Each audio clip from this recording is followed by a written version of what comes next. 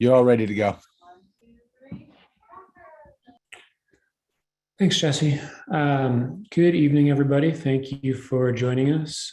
This is the April meeting of the Manhattan Community Board for Arts, Culture, Education, and Street Life Committee, which we affectionately call ACES.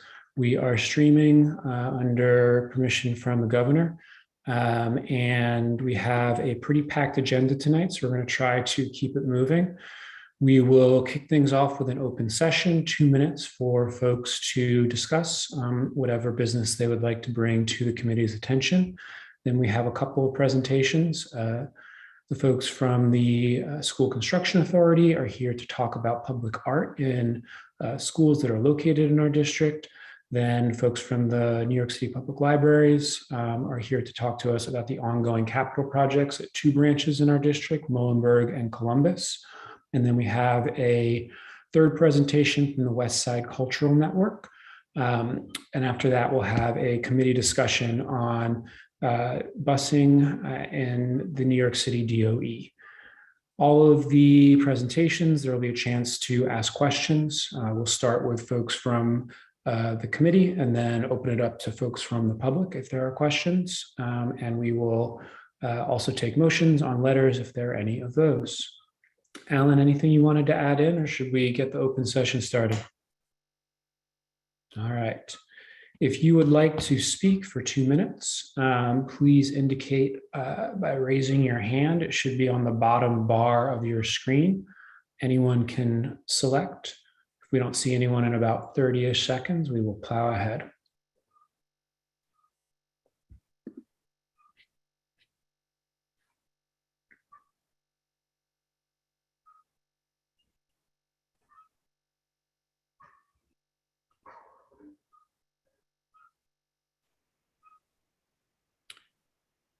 Don't think that was actually 30 seconds, but it felt long enough to me. Let's go to our first presentation of the evening, School Construction Authority.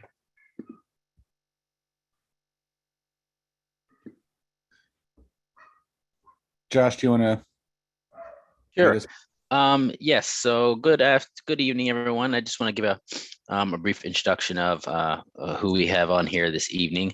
Again, so my name is Joshua Adams. I'm the Community Relations Manager for SCA Manhattan. I'll kick it over to Tanya to introduce herself on her end.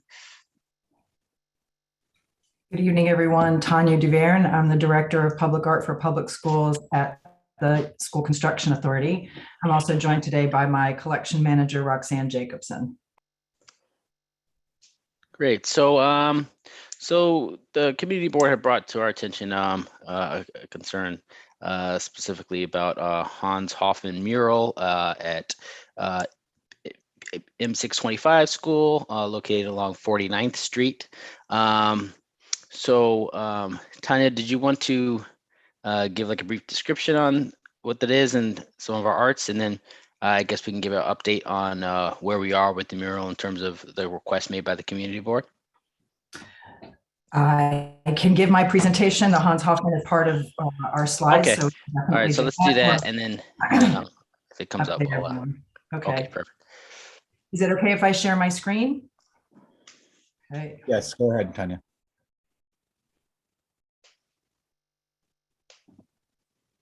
Okay, let me know when you're seeing my screen with the slide for Public Art for Public Schools.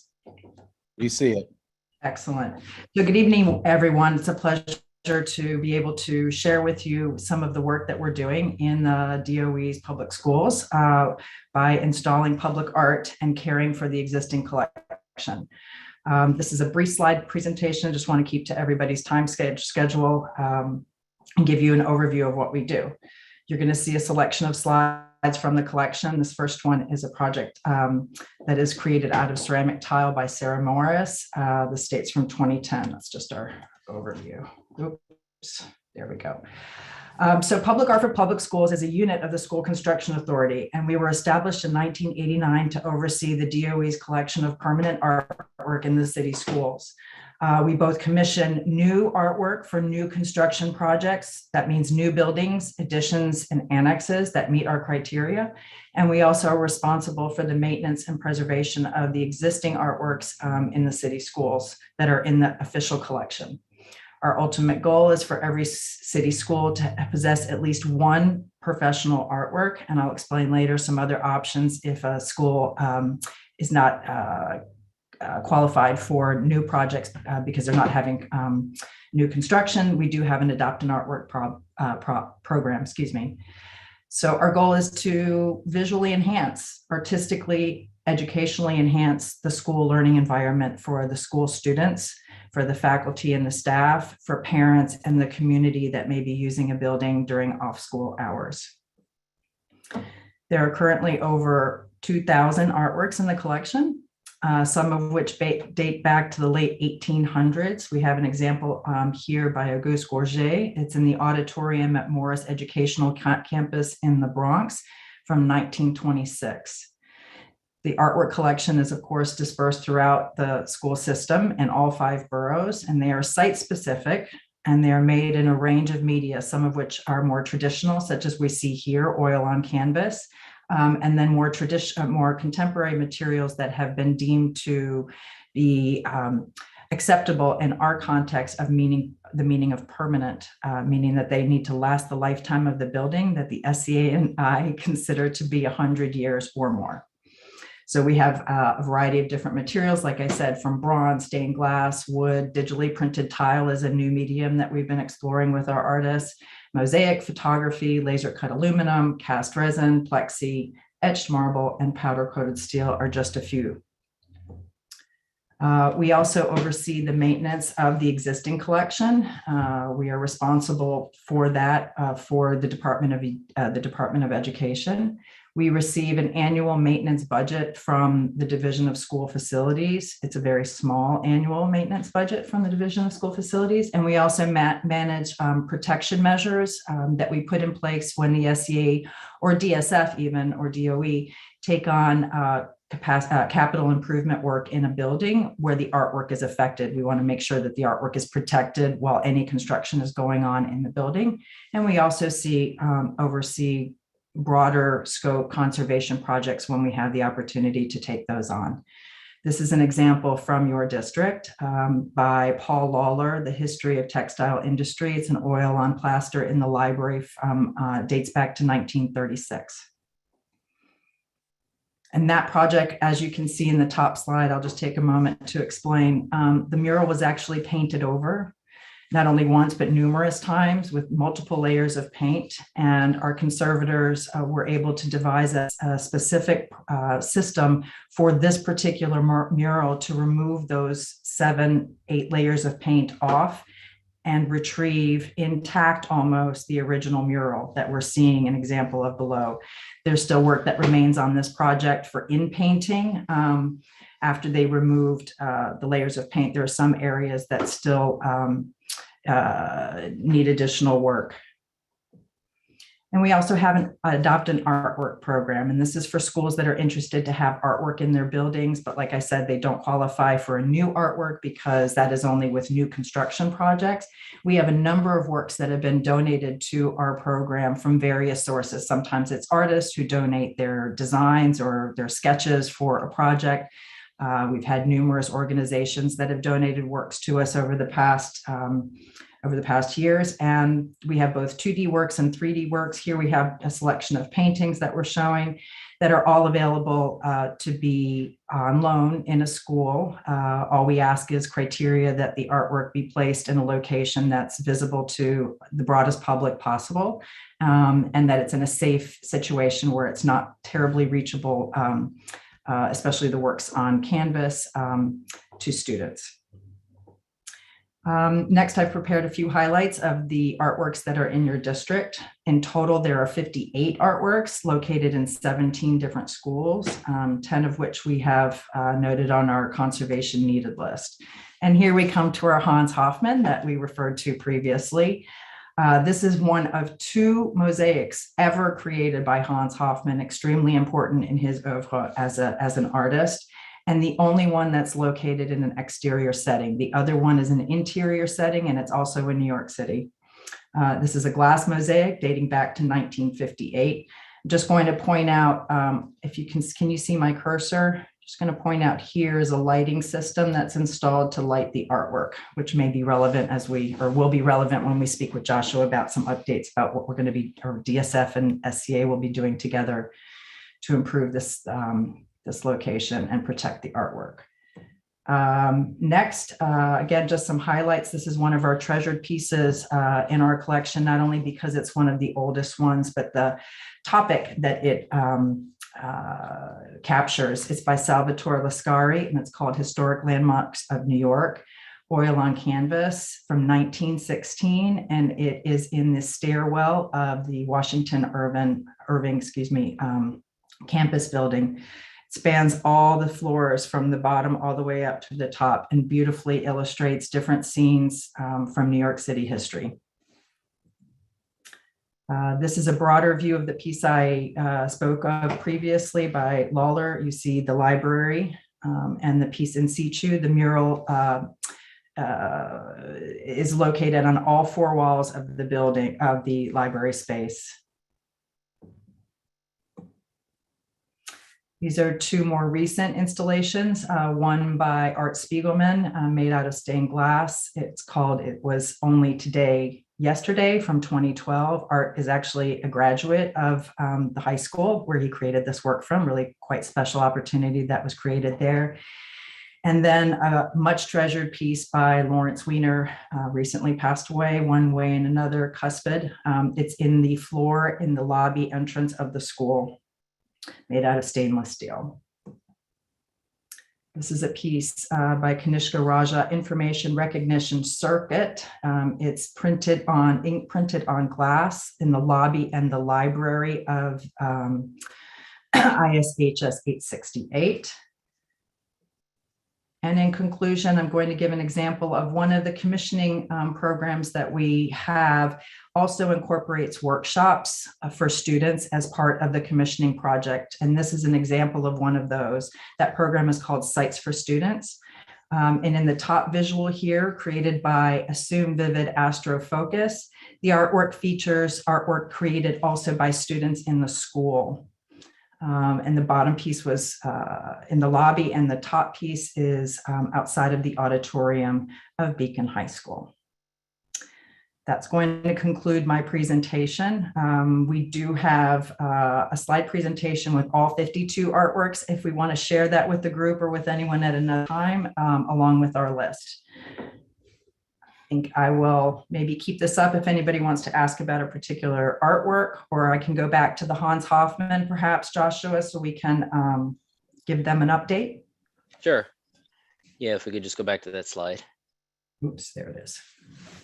Perfect. Okay, so as Tanya had mentioned, so we had a project here at the school, which recently concluded, where some of the safety equipment we had up was kind of, protecting the mural. But now that that shed is no longer, or now that the shed and scaffolding is no longer there, the mural was open back up for the public. So some concerns that we worked with the community board on were requests regarding the light fixtures that you see up here to be replaced.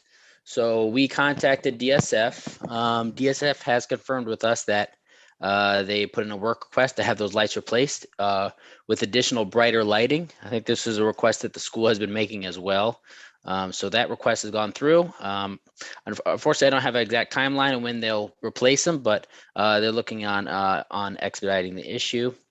Now, as far as the request for cameras, we had sent the request over to the DSF as well, who contacted their IPDVS, or security camera division. So they're going to be going out there to visit the school and determine a cost estimate on replacement of those cameras. And the SCA will see if that's something that we could do based on their estimate they send over to us.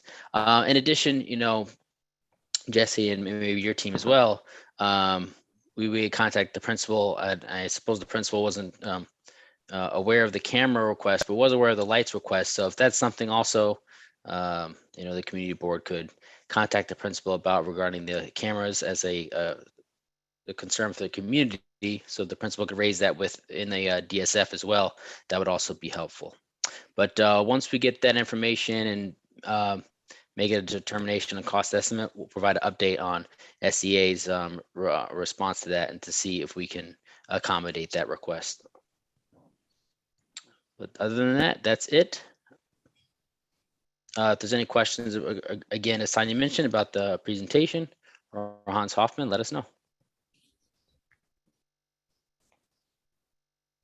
Katie, go ahead. Hi, thank you for this presentation. It's really interesting and love the artwork. I had a question specifically about the protection of the Hans Hoffman piece.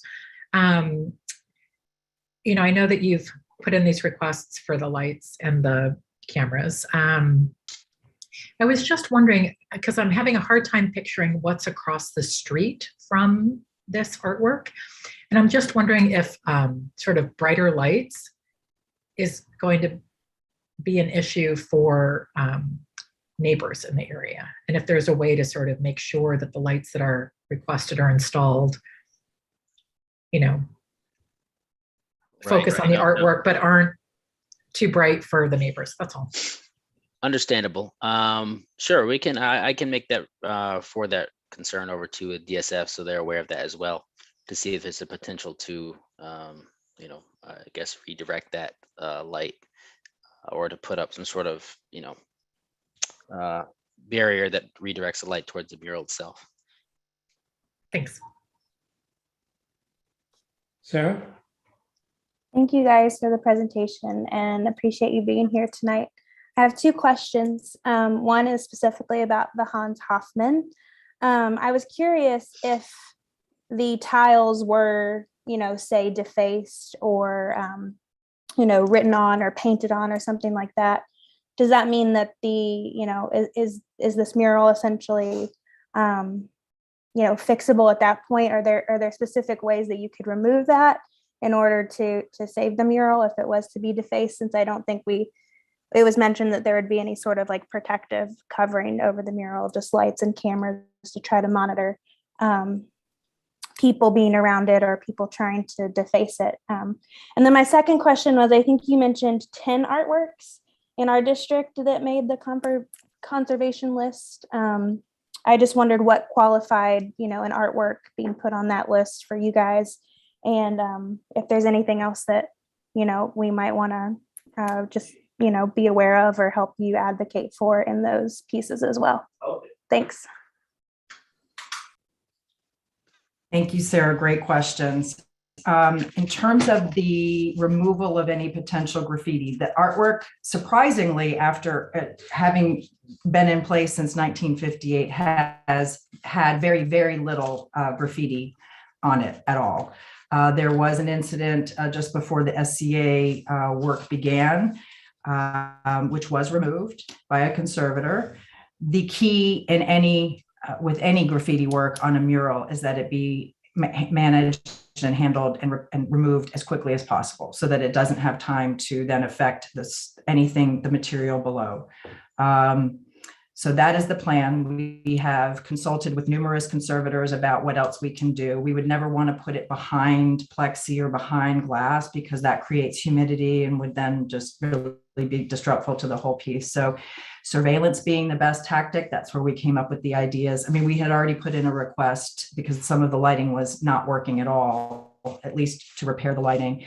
Brighter, I don't think anyone wants anything crazy. I just think something appropriate. I'm not sure that any of those fluorescent bulbs were changed or the system that is currently in place. So it's just maybe the idea of updating it a little bit and maybe perhaps using LEDs so that they last longer and we're not relying on custodial engineers to have to change it. So the best approach sort of universally is get to it as quickly as possible. We rely on the school, the principals, the school custodians to just let us know as soon as we can. And we do have conservators specialized in mosaic and murals that are available to send out to treat as quickly as we can.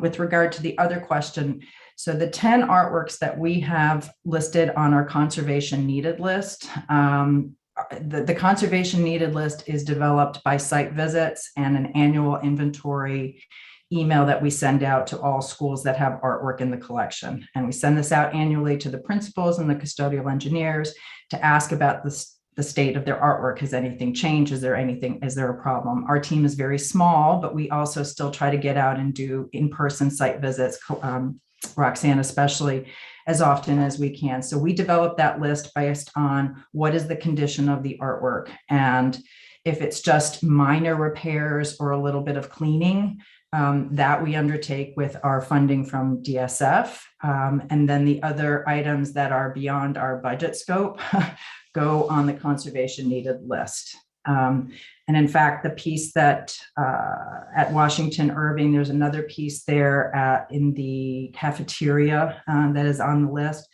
And unfortunately, they're the works that are the oldest, which makes sense, right? They've been there the longest, they need tender loving care, and they were quite intense in scope and scale. So the budget for those becomes fairly significant for repair work. And I would say the third are some of our top ones, because some of the oldest works, not all, but some of the oldest works, of course, are in Manhattan. The third one that we're very eager to work on at some point is actually a fresco that is in 4 different classrooms that is peeling. We'd love to be able to stabilize it. Larger project than our budget allows at this time. See, Alan and Blake are both raising their hands. Before we go to Alan, Sarah, did you have any follow-ups, or are you good? No, that was great. Thank you. Alan, all you. Thank you, Kate. Thank you, Tanya. It's amazing what's in these schools. Really, it's amazing. Just generally, how are the artists and art picked on the new construction sites, and is the community involved in some way, either through school itself or community boards, or how is that set up when you're reaching out to new artwork?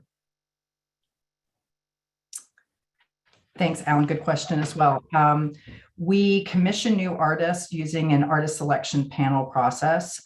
Primarily, we work with the city's Department of Cultural Affairs, Department of Percent for Art department. And the panel structure involves the school in some way, whether it's a principal, in particular when it's an addition or an annex. If there's a principal identified, we try to get as close to that specific community as possible. So it would be the principal. If it's a new building and there's not a principal involved, then the Department of Education representative is the superintendent. It's a case-by-case situation. If the school wishes to invite other members from the community, sometimes we have PTA representatives at the school. Sometimes there are community members. Sometimes the community board is brought in. That's really generally dependent on school decision about who else they would like to include in our process. There is the architect that is on that panel and 2 arts professionals, one of whom is an artist who has done a project with us in the past. And the other is curator, arts professional of some nature. And both of those arts professionals have a connection to the borough. They either need to work in the borough, live in the borough, have had completed a project in that borough. Some connection is required. So the architect, myself, and Percent for Art. When it's a Sites for Students project, we do not collaborate with the Department of Cultural Affairs. That's our own internal project where we conduct those workshops as part of the Artists Commission. And those are also managed much more directly with the school, because a principal has to be in place for us to have a student body to work with and have those workshops take place. And our registry is open. There is an application online to do our pitch here. Always open. We do not do individual calls for artists for each project because we have so many. We have about 60 running at a time that span the 5-year capital plan, generally speaking. But our registry is open. We are always looking for new artists. The criteria are pretty straightforward. Age, school appropriate artwork. Easier said than done, but it just needs to be artists doing school appropriate artwork. And they do not need to have previous public art experience. Our team is in place to help artists and guide them through the process if they've never done so. And even if they have been done a public art project, our context, city schools, New York City schools in particular, they're very unique. And our program is therefore unique in how we go about our design process, and the collaborative process once an artist is chosen is pretty special. So we have managers on board to help them through. Super. Okay, thank you. Blake? Yeah, thank you for the presentation. And my question was related to Alan's, where it seems like a lot of the subjects as well as the artists, might not be as diverse as the student body. And, similarly, the style of art is primarily Western, even for the subjects that might not be white. I'm wondering if there's a diversity consideration, when selecting both the subjects as well as the artists for these pieces. Definitely for the subjects. We go through a lengthy process with all finalists. Once at the first meeting, we narrow down a large pool of artists to about 4 finalists. And those 4 finalists meet with us extensively. One of the first things that we tell them, and to the panel as a whole, when commissioning artwork for a city school, we need to make sure that the artwork feels like it's something for every single student that walks into those doors, whether it's now, 50 years from now, or 100 years from now. We want to express diversity and inclusivity, most importantly. Artworks in the past, where the idea of site-specific artwork was very, very specific at a certain time in the history of the program and public art commissioning as a whole, here and across the country. We've learned that demographics change, communities change, and the relevance that a piece might have had because it was so specific at one time, over time becomes something different. So our goal is always to make sure that especially if it's representational in some way, that it show the idea of inclusivity and as much diversity as the student body itself. We also absolutely consider diversity in our registry and the artists that are selected, pre-selected for every panel, as well as the panelists that are on our selection committees. Thank you.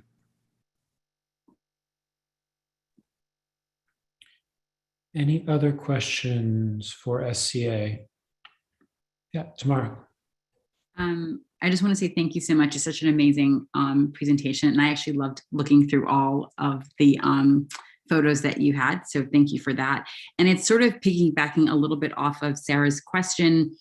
For the artworks on the list, the projects that are beyond the scope of what your maintenance and conservation budget that you have, what's a way, if at all, that this board office can be supportive in some advocacy for that work? Does it need to go directly through the schools that are in our district? Any guidance there would be really helpful. I think when we had our separate meeting, something that I noted that a lot of time there's a lot of excitement to commission work, but not always the excitement around maintaining and conserving that work, which is as critical also. So any thoughts or guidance on how we can be supportive in that area of the work? Thank you, Tamara. That was yes. Yes, yes, yes, and yes. Any single way you can think of. We absolutely will take what we can get as a state and city agency and employees of the SCA.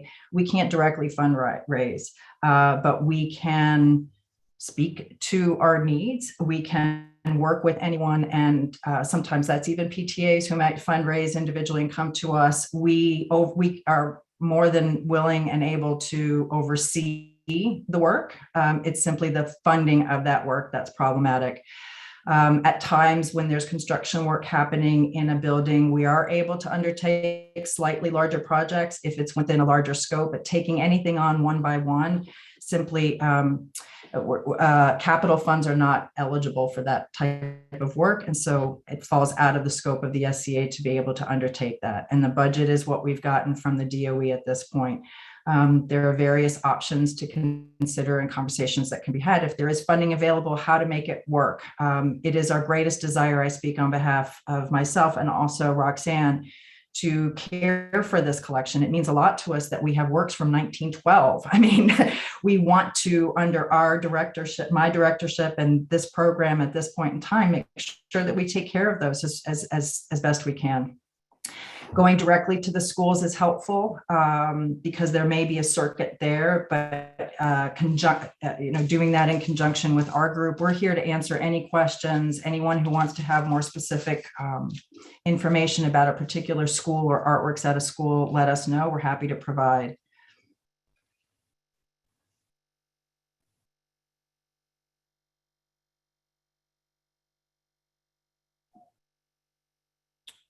Not seeing any other hands. If there's anyone in the attendees from the public that would like to ask a question, now would be the time to click raise hand at the bottom of your screen.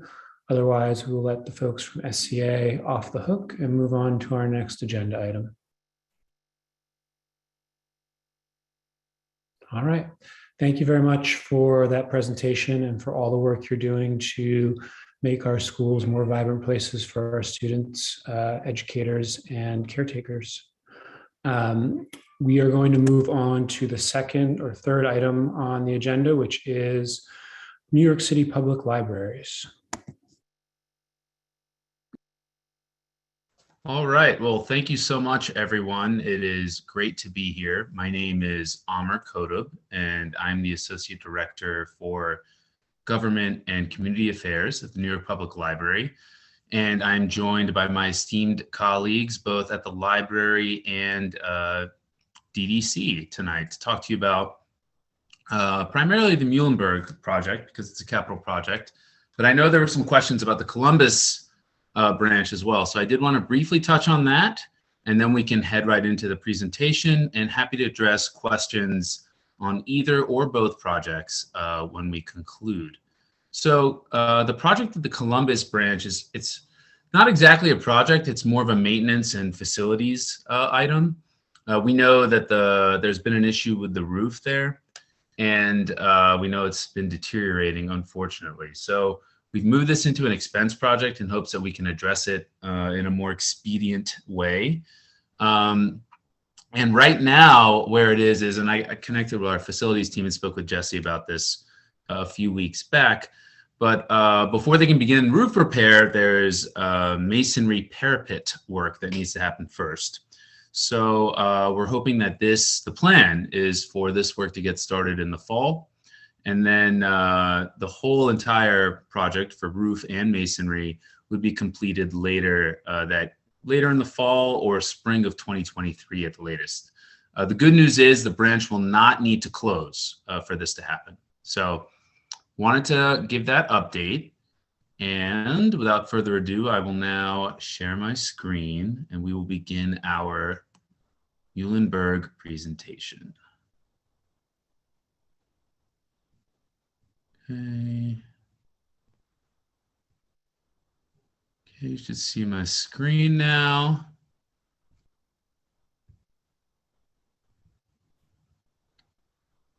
Okay, Okay, can folks see the first slide of this presentation? Yes, we can. Fantastic. All right. Well, thank you again for having us this evening to talk about this project. We're really, really excited about this investment in the branch and the community by association.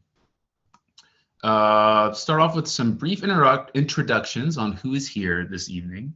First off, Courtney Tadonio is the branch manager at Muhlenberg Library. She is here and will be speaking tonight. Myself, you already heard who I am. My colleague Risa Honig, the vice president at NYPL for capital planning and construction. Kenrick Williams, the senior project manager for the Muhlenberg project, is here as well. And then our colleagues from the Department of Design and Construction, Mr. Mike Giltonen, the program director for NYPL projects, and Mr. Homo Blackman, the outreach coordinator for the Public Buildings Division. You probably already know a lot of this, but at the risk of boring you, the NYPL was founded in 1895. We have 88 locations. Our branches are in the Bronx, Staten Island, and Manhattan. Queens and Brooklyn have their own systems. And on this little map here of Manhattan, you see that the Muhlenberg branch has been encircled in red, because that's what we'll be talking about this evening. And I want to turn it over to Courtney, library manager at Muhlenberg, to share a little bit of background on the Muhlenberg branch. Thank you. So we are located at 209 West 23rd Street, right next to 7th Avenue. Our library was opened in 1906, and it was built with funds from Andrew Carnegie. This improvement project is a $4.4 million project funded by City Council, the Manhattan Borough President, and the Mayor. Some things about our day-to-day at Muhlenberg. So we are a 3-floor library, an adult floor, a children's floor, and then at the top, our meeting spaces and programming spaces. We do a lot of programming. We're still doing a lot of virtual programming. But we're moving again to continuing in-person programming, and we'll talk a little bit about that later.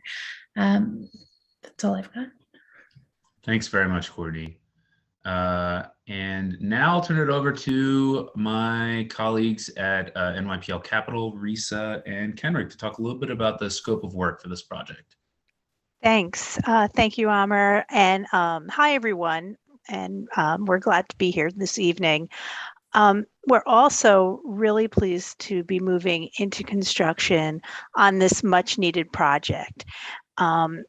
As Courtney mentioned, our branch is older, and as such, we need to do this upgrade to modernize infrastructure throughout our building. Due to the extent of the work, we are required to close the branch, and the multiple projects that we will be addressing have been consolidated in order for one closure to take place, and also to get the work done as efficiently as possible. Upon completion of the DDC work and this project, NYPL will then come into the library and perform various upgrades on the equipment, our collections, and some finishes. And as Amr mentioned, my colleague at DDC, Mike Giltonen, is here this evening, and he will take you through the scope of work and the schedule. And I just want to thank everyone for their patience on this project and their support. So I'm going to hand it over to Mike, and he'll go into a little more detail. Oh, I'm sorry. I think Mike needs that previous slide first. Yes. So Mike. Thank you, Risa. Thank you for giving me the opportunity to present the work that we, DDC, my team will be doing at the Muhlenberg branch. As Risa had mentioned, it is infrastructure focused. We are doing 4 projects. One is the replacement of the HVAC system, the heating and the cooling system. And also putting in a building management system to be able to control and operate those and regulate temperatures.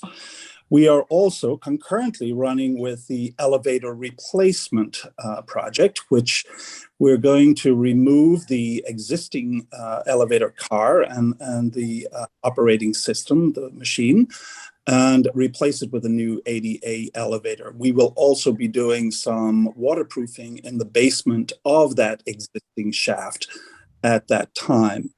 The biggest one we're is also going to be doing will be putting in a brand new fire alarm system. And this fire alarm system is going to literally have touch points all around the building, including the HVAC, the elevator, the boiler, et cetera, et cetera.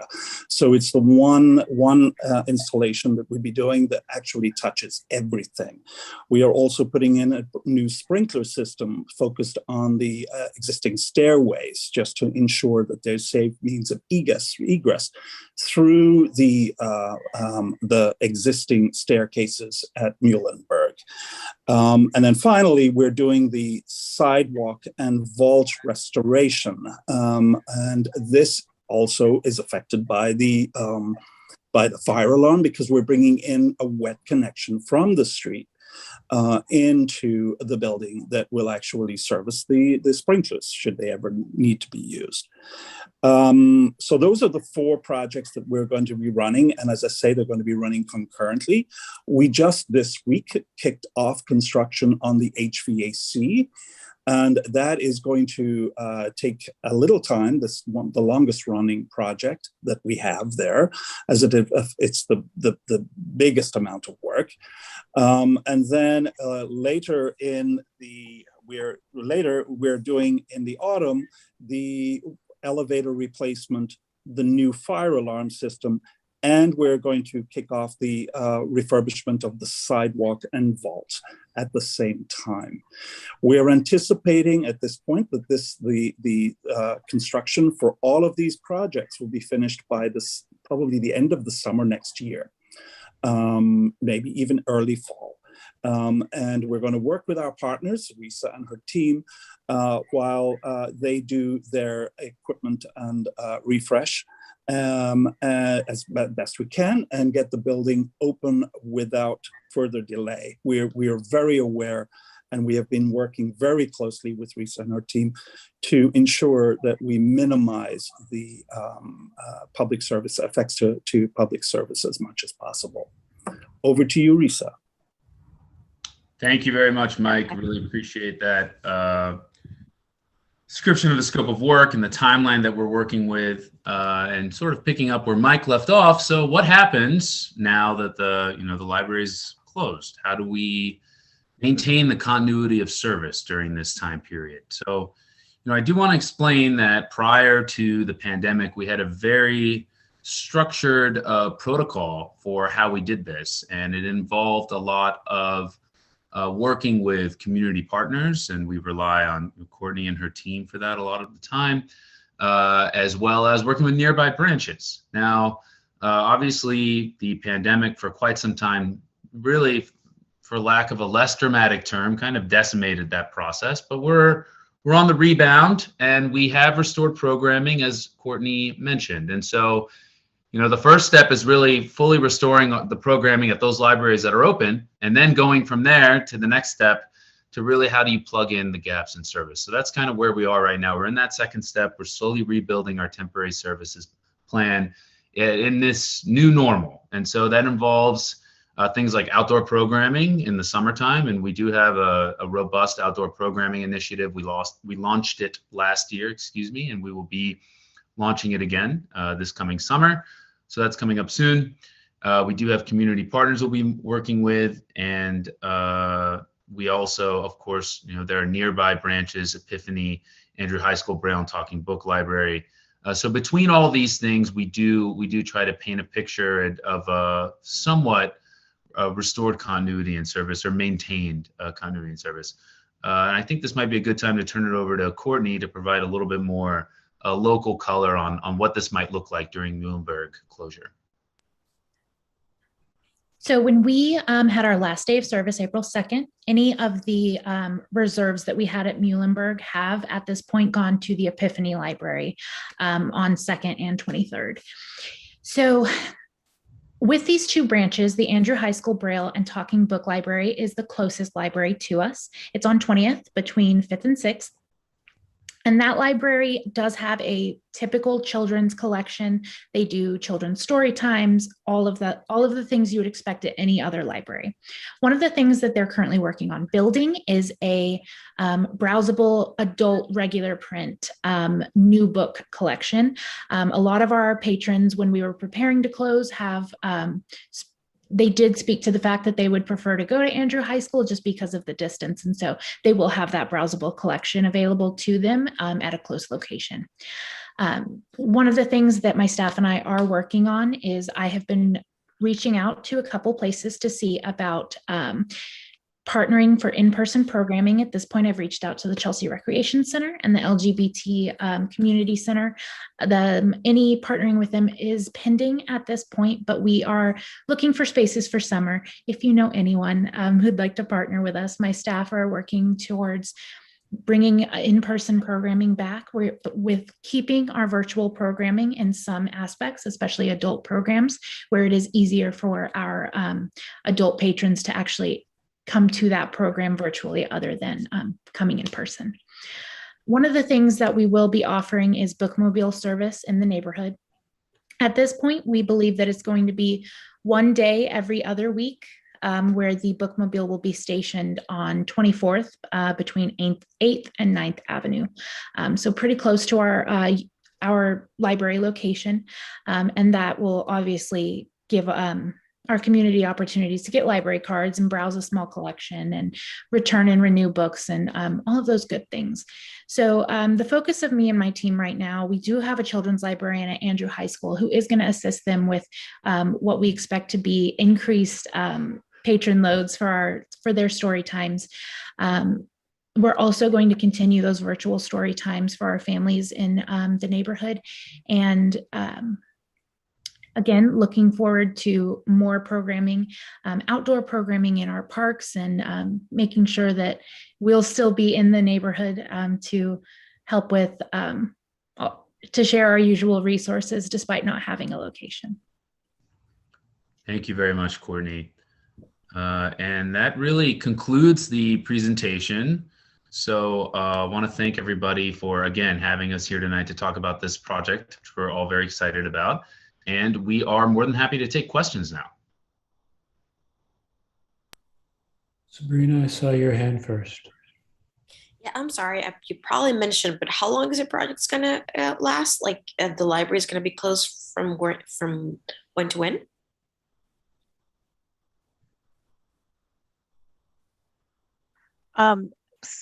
I'm sorry, I don't have the presentation right in front of me, but the library is going to be closed approximately like 14 to 18 months. So we're planning to reopen pretty much late fall 2023 or later in 2023. Gotcha. Yeah, it started April 11th, 2022. Okay. Yeah, so it just started like today, actually. Oh, okay. Wow. Okay. We had the big kickoff today. All right. Okay. Well, excited. Okay. Thank you. You're welcome. Katie was next, and then Alan is on deck. Yeah, I have two questions. So first, I guess maybe this is a question for you, Courtney. By the way, thanks for this presentation. But specifically, you mentioned the Bookmobile service that you guys are hoping to have this summer. And you said it's going to be on 24th between 8th and 9th. And you said that you expect right now that it would be once every other week. And I was just wondering sort of what are the constraints on it that it can't be more often, like once a week or something? So I'm just, is it cost, timing, space on the street, availability of the librarians? So it mostly has to do at this point with the number of locations that are closed in our network. And so that Bookmobile does have to travel to the different neighborhoods. I believe, and anyone can correct me if I'm wrong, but I believe that there's a Bookmobile for each borough.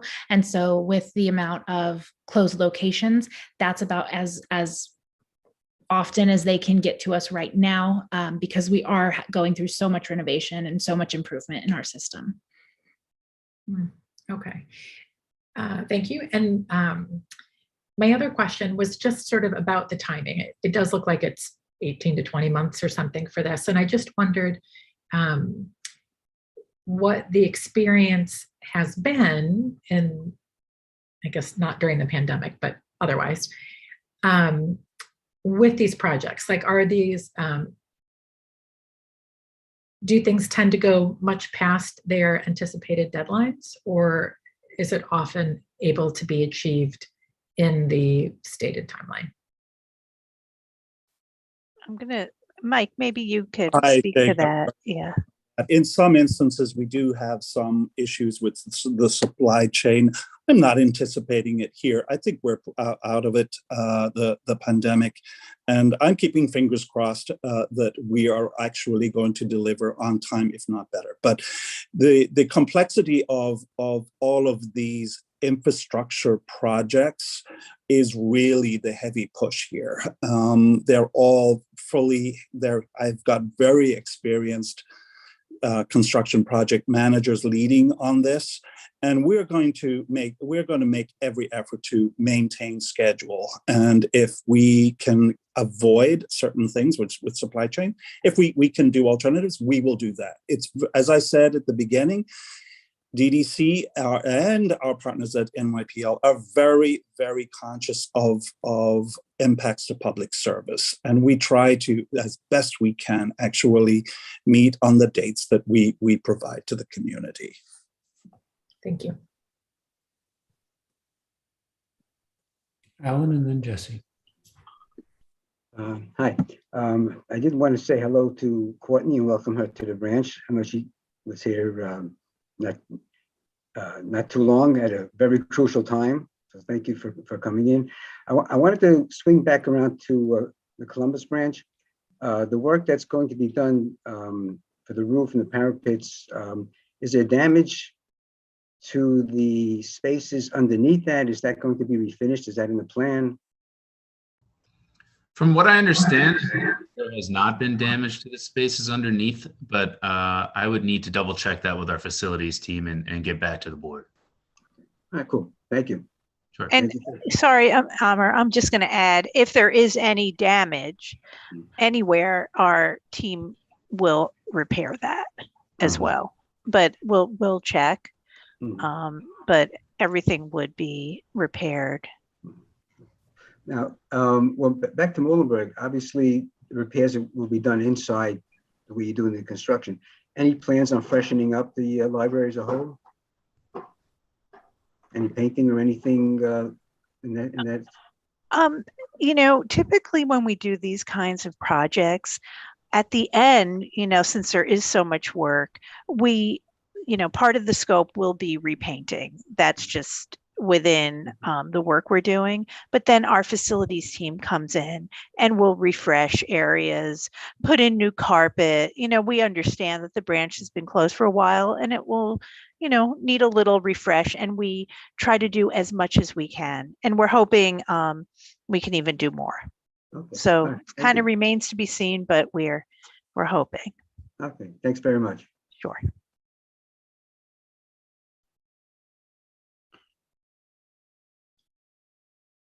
Go for it, Jesse.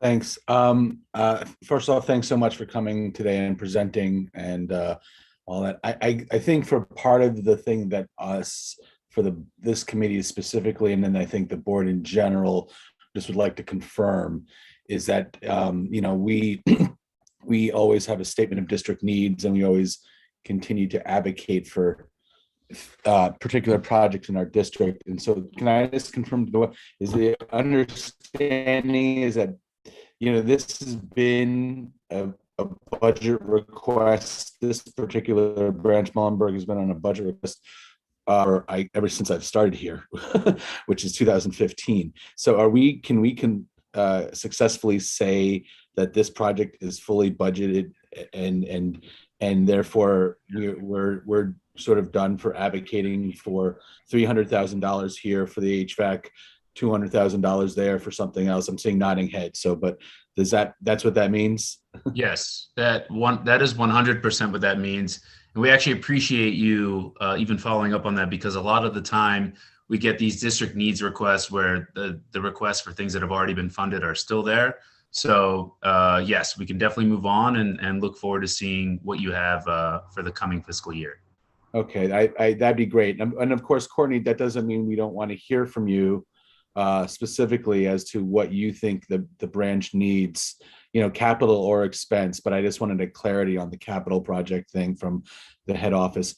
Real quickly on the other branch, Columbus branch, I would just say I'd like to get clarity, because that too has been a request from us for many years. The roof in particular has been a budget request to you guys and for numerous years from us.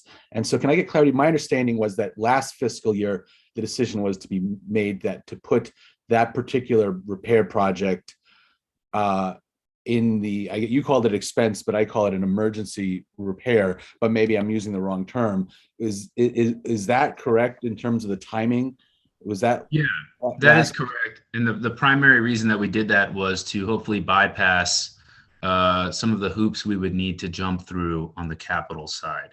And so that was the main reason we did that. And yeah, it's contingent upon this parapet work. So, and it looks like that's going to be, I can't remember what I said. Did I say the fall? So yeah, that's accurate. So with that, is is the reason why it was never done as a sort of a standard capital project was because of that it didn't meet a financial, threshold in terms of what you guys need to do for capital. Can you explain to us a little bit was why that the project lasted, wasn't sort of responded to for so long until then it was put into this new program? Yeah, I mean, perhaps my colleagues may have more to say, given they've been around a little bit longer than I have. But on the government relations side, and when it comes to budget requests and everything, it's honestly, we have a wide range of requests. We can't always get the funding. They're competing with one another. We have 88 locations. We don't always have the ability to get everything that's being requested funded. I totally understand what you're saying. You're like, look, this was pretty imminent need, and we asked for it several times. So I do understand that, but at the same time, that's sort of the unfortunate nature of the game. And sometimes it takes a little nudge or a push from a district manager to say, hey, can you focus on this, as you did, Jesse? And then that'll trigger a process where we can get it out of one process and into another, that'll get things done a bit faster. And I will just add that it can and does get done a lot faster when certain projects are in the expense world and our facilities team can address them. It goes so much faster, and probably with this branch, it was always that kind of project that wasn't quite big enough to really get a ton of attention from a capital perspective. And we knew that because of the size, it would take so long to do it that these problems would just keep coming. So I think that was probably the feeling, to just do whatever we could to try to plan it in our expense budget. Okay, I appreciate it. I think that's helpful for us to understand that when we're going forward and we're hearing that from different needs either from the community or from the branch manager themselves as to where we should best advocate for these types of projects. So. It is unfortunate that a lot of times the smaller projects, even while they may be capitally eligible, they take just as much time from a process standpoint as the large projects. And that's where we sometimes have our challenges. Thank you.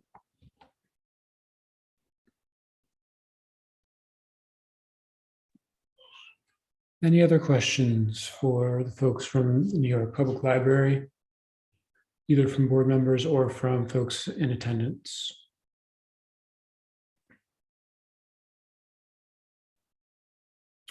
All right. Thank you very much for the presentation and the information and answering our questions. And we look forward to keeping tabs on progress at both sites. And we'll likely see some or all of you back in the not too distant future. Sounds great. Thank you so much for hosting us. We really appreciate it. Thank you very much. Have a good evening, everyone. Thanks a lot. Bye. Third and final presentation this evening is the folks from the West Side Cultural Network.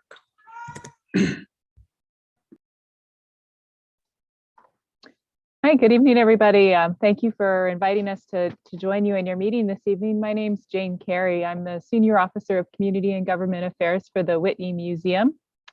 And I'm joined tonight by my West Side cultural colleagues, Maritza Carmona, our Associate Director of Government Affairs for Friends of the High Line, Maritza. Kira Levy, Senior Director of Marketing and Events from Hudson River Park Trust. And I know you know her, she wears a few hats, Tamara McCraw, Chief Civic Programs Officer from the Shed.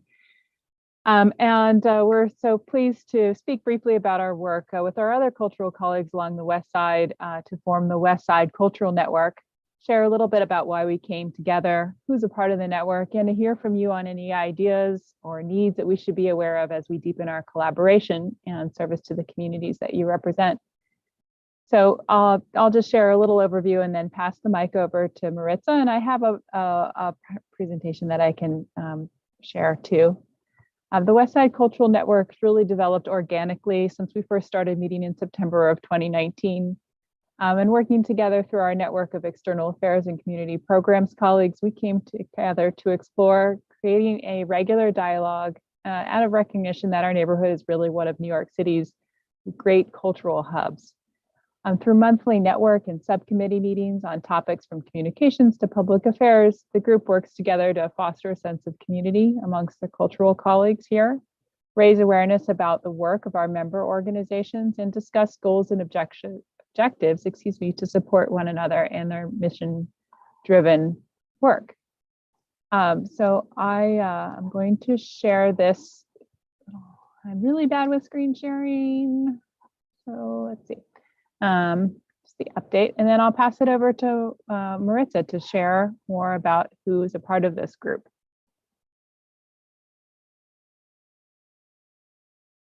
Thank you, Jane. So members of Wiscon, the West Side Cultural Network, include the Atlantic Theater Company, Hudson River Park Trust, Little Island, the LGBT Center, Rubin Museum of Art, the Shed, and White Columns, Whitney Museum, and the High Line. Next slide. So the West Side Cultural Network exists to foster a sense of community and create opportunities for professional growth amongst the arts, cultural organizations, and public space organizations, parks included, along the west side of Manhattan. We've, as Jane mentioned, worked strategically to identify areas of intersection, including programming and operations. We share best practices and challenges while recognizing that the diversity of our organizations and constituencies that we serve. Our vision, as Jane spoke a little bit about this, is really to build on community center actions that our individual organizations are working on, to build on this collectively as a network to ensure cultural access in all its dynamic forms through programming, engagement for each and every resident of the West Side. And that includes members and residents of Community Board 4, Community Board 2, and just really thinking about it in terms geographically, City Council District 3. That's it. Next. Yeah, I don't know if any of my other Wiscon colleagues would like to join and share anything. We've been, it's been such a pleasure to be able to connect with colleagues in this way. The monthly meetings have been such an important opportunity to learn from one another and support one another through the challenges of the last 2 years. Organizing your community takes intention and time, and I'm very grateful for the collaboration of our members, and we're excited to start to speak to our community leaders and learn more about how we may be directing this effort to be of service. So really welcome, or want to thank you all for welcoming us to this meeting tonight, and I'm here to answer any questions or take in any thoughts that you might have. And hi, it's Tamara, and I thank you, Jane, for setting up my not conflicts, but just multiple hats. So obviously I work at the Shed, and the Shed's part of this network. And something that when I was excited about, us having the art subgroup of this committee and working with Sarah, was trying to think about how to get more of the arts and cultural folks to be coming and presenting. And I sort of mentioned to both Jesse and Sarah that, there's this network that's been meeting. And what I think our hope is that, we believe that a rising tide lifts all boats, and that we all are focusing obviously on free access and free days and education program and workforce development. And you'll see all of that, the variety of the organizations that are part of this network. But there was a sense of like, we're all doing it alone and isolated. And there was a need to be like, how are we collectively coming together? If there's a specific, we serve the entire city of New York, but there is definitely, we always are hyper local in our outreach efforts and the impact that we're trying to have, and how can we coordinate in some ways. And so it has been us trying to figure out, as these sort of, I forget how many of us are actually in the network, how we can coordinate that work. But sort of the next phase, and we've been doing a lot of this obviously during even while sheltering in place being in COVID, was the next phase was thinking, well, how do we make sure that we're aligning that work, not with the partners that we work with, which could be the schools or community centers, but also really with the community board, and trying to align around what are the needs around, whether it's workforce development, where do you find that there's needs for schools that we should be targeting? Are there community groups? And so really just wanted to say that we exist, that we are very much, something that we say all the time is that we're very much still becoming as a network, but also want to not do that in isolation, and really want to think about not only the community board, but local residents, how they're kind of informing that we're making plans that actually meet the needs of our community. So I think that's just something I wanted to add in.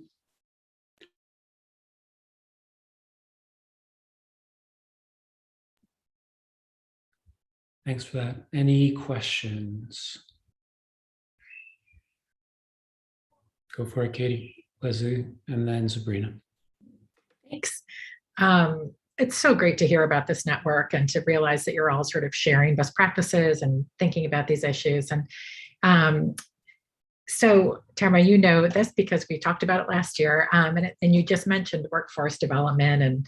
And so one of the issues that we've talked about on this committee and other committees for our community board is that of the importance of summer youth opportunities. And that it can be just how important it is for students to have a place to work and to get experience and to just see how these organizations work. And I was just wondering if one of the things on your plate, and I know that you know a lot on your plate at the moment, is talking about trying to make sure that each of the organizations that are part of this network are going to have opportunities, are going to invite students from the Summer Youth Employment Program, or to give them opportunities this summer.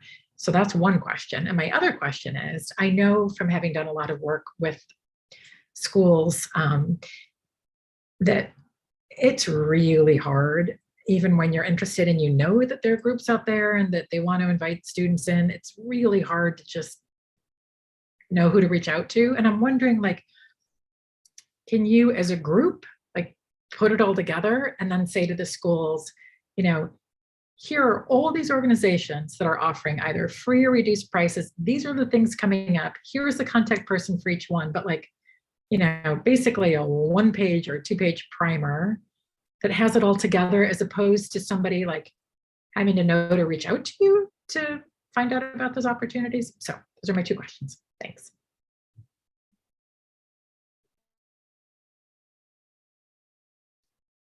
I think we're all waiting to see who was going to jump in. Thank you for that. Those 2 ideas. The guide on free and low-cost opportunities and who to reach out to is a really great idea, and is very much in line with some of the things that we were talking about. Like, just between us, we need to know that information, and when we're doing events and other things like that. I think that's something that we could put together pretty quickly, and so glad to know that that would be of service.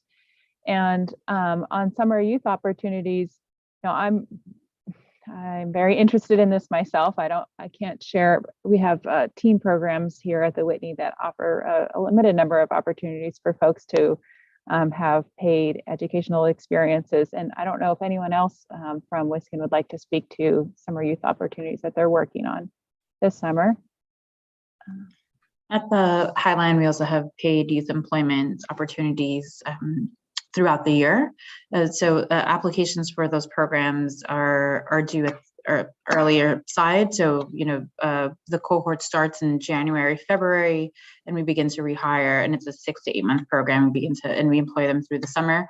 We're excited to share that the program has grown from 20 participants to 40 from last year to 2021 to 2022, and we kept our teen employed through the pandemic. So, that was something really special, and we are looking to grow the program from 40 to 60 next year. So we can be sure to come back to the community board and share those applications with some time in advance. The youth will be employed through the summer. So this is, while it's not specifically a summer employment program, it is a year-long program that goes through the summer. So there is some opportunity there.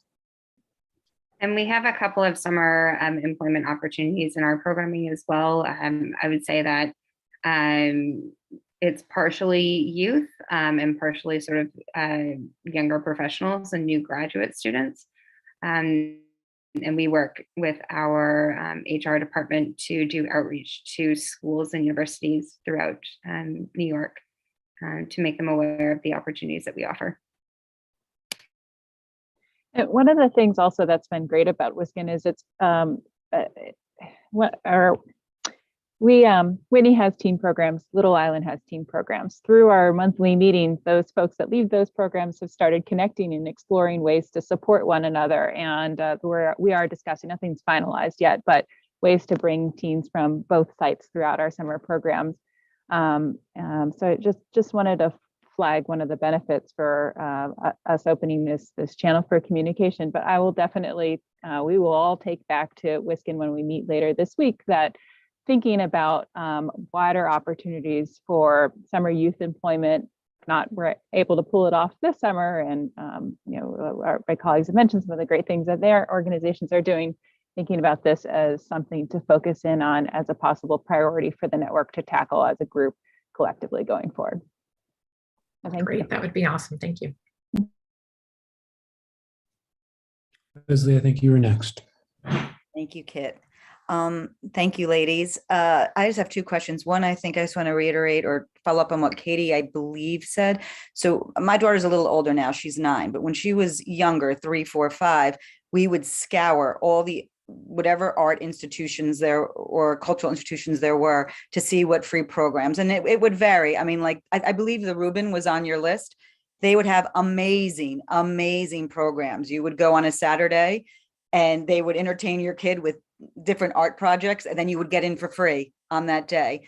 And then there were others, I won't mention names now, that maybe weren't as, free or children friendly. And a lot of times parents would say, how do you find these things? I look and we can't find these things. So maybe Katie was saying, is there a way that you, since you do have this unbelievable, which seems like a really smart networking idea here, to maybe provide some sort of unified list to some of the schools in our area or some of the, the groups in our area that maybe wouldn't have the opportunity or the exposure or, a parent network like me, like that's crazy and just will like scour these websites for like an hour to see what would be free on the weekends. I think, Katie, is that what you kind of touched upon? Is that, yeah. So that would be wonderful. I'm sure you guys have thought about that already. And really my one question though is, I don't know if this affects you guys, but recently the mayor in his proposed budget has said that he was going to cut a huge, almost a third amount of previous funding to DCLA and different art projects. Now, I don't know if that affects you guys as already ingrained institutions, but can you just talk a little bit about that, if you guys are, how you're handling that, if anything, with the mayor's office?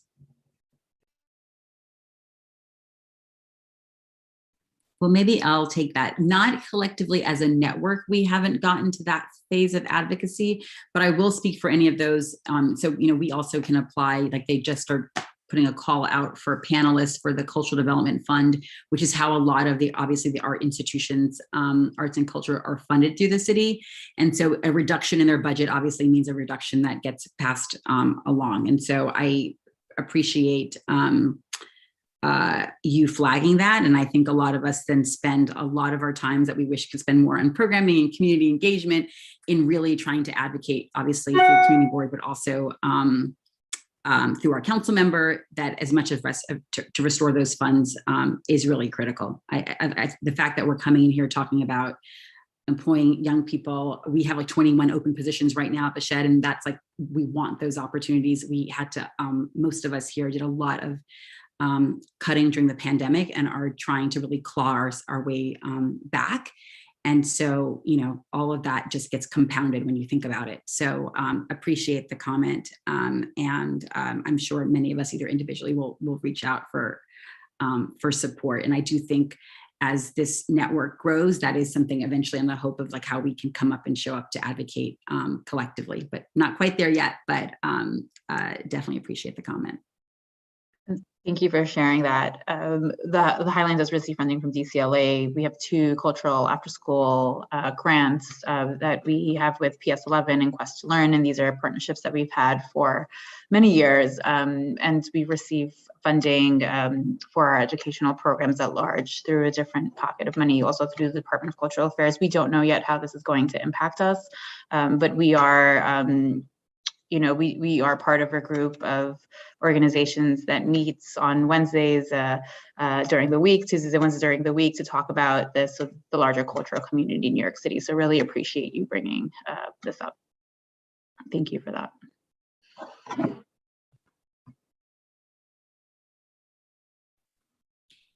Serena? Yes. So thank you for the presentation. Leslie, to get back to you, or maybe it's an idea. I just texted my friend because she always tells me that she looks into this free magazine that has all the activities that are happening for kids. Maybe this is something you guys can look into. National Mummy Pupping, things to do with kids, and then things to do with New York City. NewYorkFamily.com, just as a resource to flag there, because I know that's where she gets all this free stuff for their kiddos. I guess for me, I'm just a little confused as it now. It seems like now there's an idea, there's a coalition, but the programming and the activities are not yet formed, right? As what you guys going to do? I mean, the outreach is happening, but is there a list of things that this is just a way for you guys to do like a brainstorm and for us to give you ideas of what the community might be need, or how can we collaborate? Right? Am I getting it right, or am I missing something? Yeah, I can jump in, and then Jane, Tamara, you can jump in. So it is that a lot of the work that we've been doing over the last 2 years is sort of peer-to-peer internal work, discussion on our best practices, challenges. We've served as resources to one another, but an idea that we've always had, and that Jane and Tamara and many of us in the group talk about, is doing joint programmings. And some of us do that work already, between organizations, the Highline and the Shed, the Highline and the Whitney. Our teams are working with the Shed currently, and a lot of that happens already organically.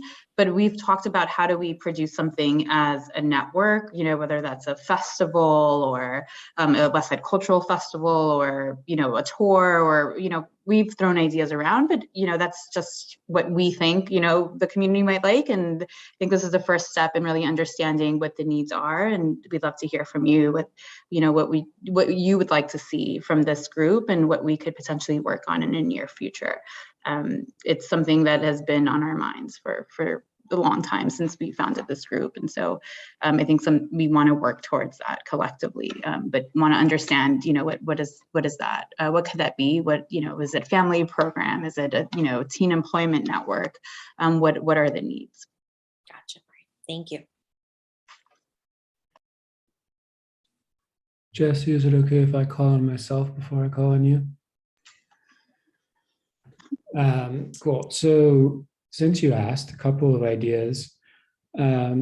We just heard from the folks at New York Public Library that Muhlenberg is going to be closed, and some of their regular programming is not going to be available to folks in the community who would take advantage of it.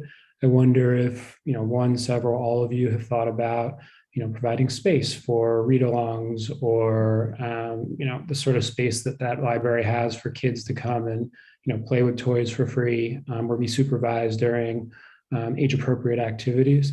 So that's one question. And then I used to live in New Orleans, and I believe it was Julia Street. There's a bunch of galleries, and twice a year, all of those galleries in a coordinated fashion just open their doors. And a lot of people who would not normally, myself included, make their way to Julia Street, go from gallery to gallery. It's not an apples to apples comparison, because obviously all of you are not next door neighbors.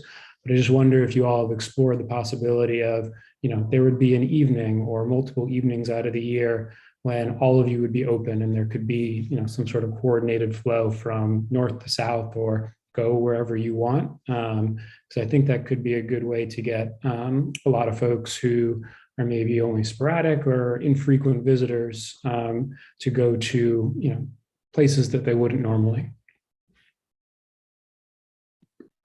We are hoping to, in the future, perhaps in the fall, do a walk through with a sort of a choose your own adventure night that would be coordinated with all of our members. So folks would be able to go and sort of pick where they'd want to go and see something at the different member organizations.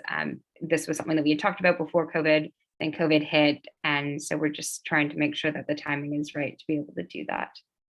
But we hope to.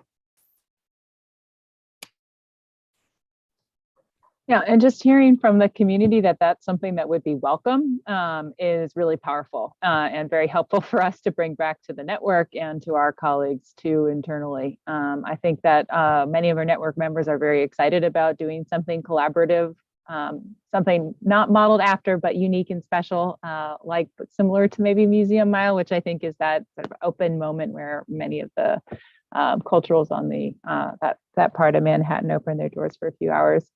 In one moment. So yeah, really excited about that idea, and thank you for suggesting that. And on providing a space to serve the need that the community is going to have when the library closes. I'm a parent. I use my library a lot. I know that they are essential neighborhood spaces. I'm not sure that I'm not sure if any of our members are going to be able to step into that.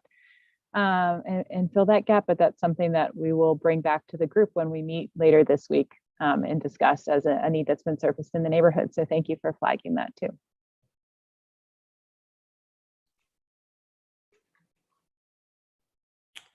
One more tidbit that I'll throw out there is in New Orleans, if memory serves, there was wine for the adults on Julia Street when the galleries opened their doors. Well, then we're definitely going to do it.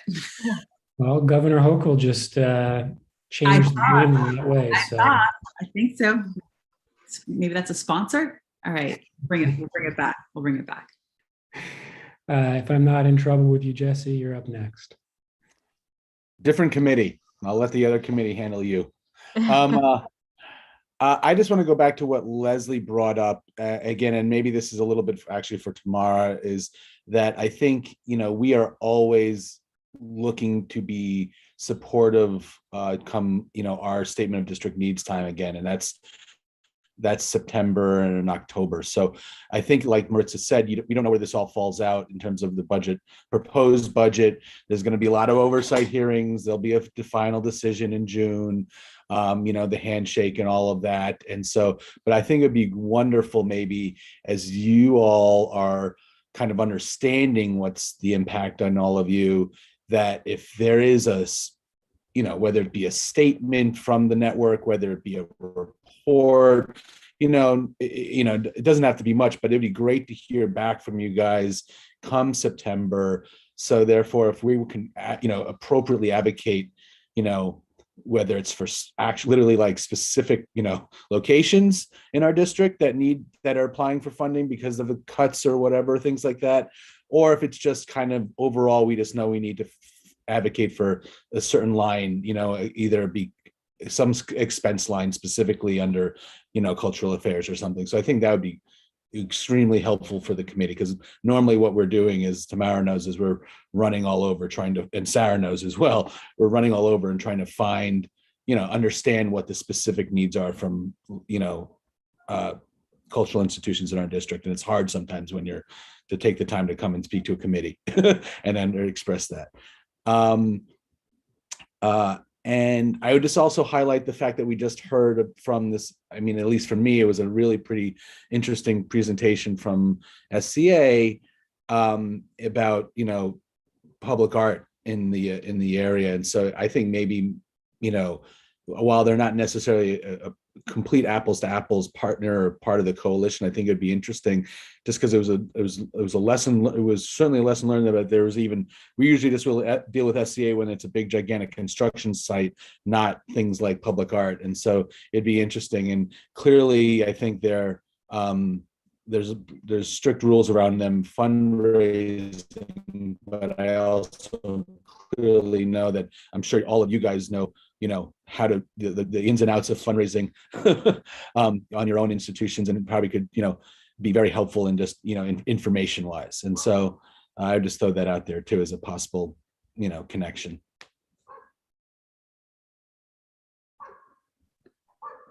Yeah. One other thing I should have mentioned is that our network is also evolving, and we're very welcoming for others that are invested in culture on the West Side to join our group too. So if it's a connection with SCA, I have to think a little bit more and with the group too on how we might be able to support them. But we do have some new members that are joining us in April for their first time. We didn't include them on the list because let's give them a chance to be a part of our monthly meeting before we include them on member lists. But as the cultural community on the West Side grows and more folks are focusing on community, we are looking forward to welcoming more people to join this coalition. We can be stronger together in supporting the community. So if you have any ideas also on folks that we should be talking to, we'd love to bring them in.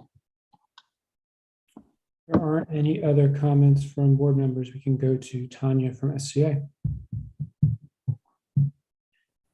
Thank you. Just chiming in. I've been taking notes during this entire segment and noting everyone's name. And I just look forward to, yes, touching base, whether it's not necessarily participating in a traditional way in this group, but certainly just talking through different ideas. And thank you very much, Jesse, for bringing that up. It's a great idea. And I look forward to touching base with everyone outside of this meeting. Thanks. Awesome. I'm not seeing any other hands, but I do want to give a bit of a nudge to the committee. We got a pretty direct request for input. So I'm curious if anyone has a motion, potentially for a letter outlining some suggestions. If the arts subgroup would sort of like to let this digest a little bit, and that's a better topic for next month, that's totally okay. But it sounds like it might be helpful to this group if there's actually a list of things that the community board has indicated the community would enjoy the opportunity to experience.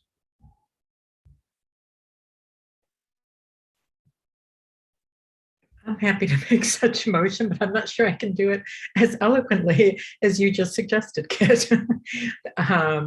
But move to write a letter to the West Side Cultural Network, making suggestions from our members about things that we think would be great to see. And plus what he said. I second that, and I can help you, Katie, if you need help.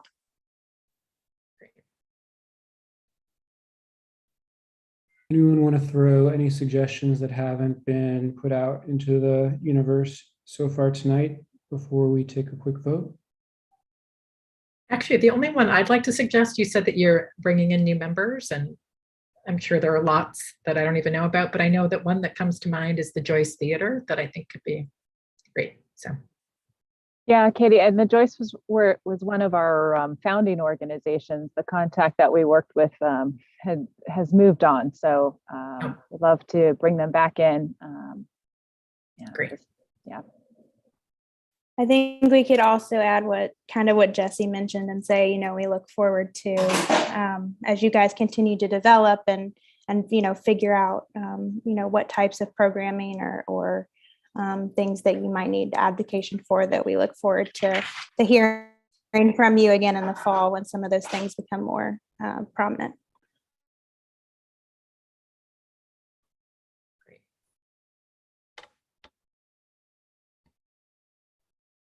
Great. Well, thank you so much for your time. Really appreciate the chance to be able to speak with you all. We appreciate all of you coming. Thank you for engaging with us, and hopefully we'll have some combination of y'all back in the not too distant future. We should, I believe, officially actually vote unless there's any other parting shots that any board members would like to get out there. All right, all those in favor of a letter summarizing what we would like to see from this group, Anyone opposed? I'm going to Present. accuse myself just so. Present not eligible, I think is the category you fall under. All right. I believe, no, we appreciate y'all, West Side Cultural Network. We're going to move on to our last agenda item, which slipped my mind, even though it is near and dear to my heart. Status of DOE busing program. I know that this was a topic Josephine had hoped to cover, and I saw an email that she had a conflict come up. I guess, Jesse, so help me out here. What's the best way to? Yeah, I mean, so there's some folks in the attendees that are here on that topic. Sarah, who came to speak at and brought this up at the New Business last month, is here. I don't know if the other folks are here for that same reason or not. I'm happy to bring Sarah over. She delivered a number of data on, or maybe over the weekend I got it into your guys' Dropbox, and certainly do that. There's folks that want to talk about it before. I don't know if it's my internet connection, but you're coming in and out. No, I'm having the same issue. Okay, sorry. I can repeat myself. I think I got Am I back? If folks would like to share on this topic, and you're currently in the attendees section, just raise your hand so that Jesse knows to move you over. I'm happy to hear from one or all four of you on this, and then the committee can sort of take over to discuss. Looks like we got at least two folks who are prepared to share their thoughts. So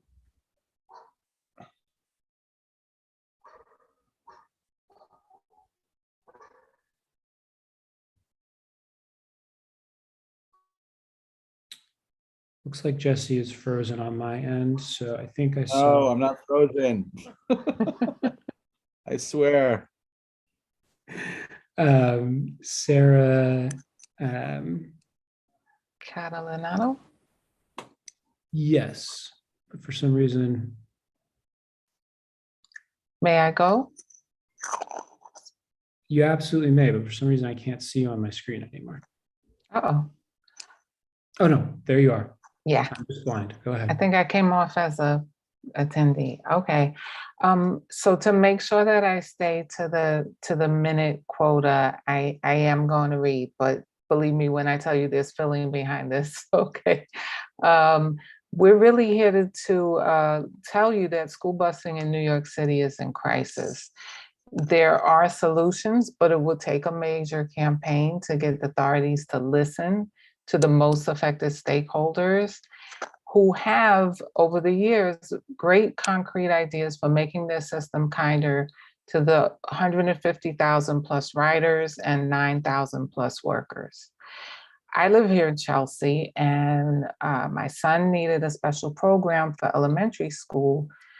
This is Autism Acceptance Month. He's a graduate of the ASD NEST program, but the nearest opening at that time was in East Harlem, a beautiful school, but he had to take the yellow bus, and we learned. And the problems of these long routes, frequent changes, inadequate communication, stress and safety and staffing issues are well known to families of children with disabilities, but we need understanding from the greater community. Other student populations have, on paper anyway, legal rights to transportation, like to minimize the instability that's caused by loss of permanent housing, which Lupe can speak to. And there is a call now for similar guarantees for children in foster care.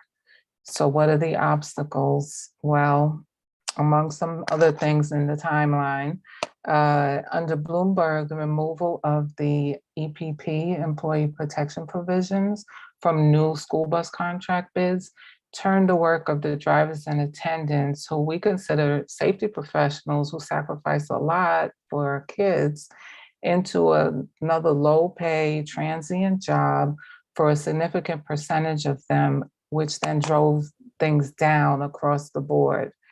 COVID-19 has made these shortages worse to the point that 550 routes were unstaffed in September, and then DOE allowed these companies to double up the routes.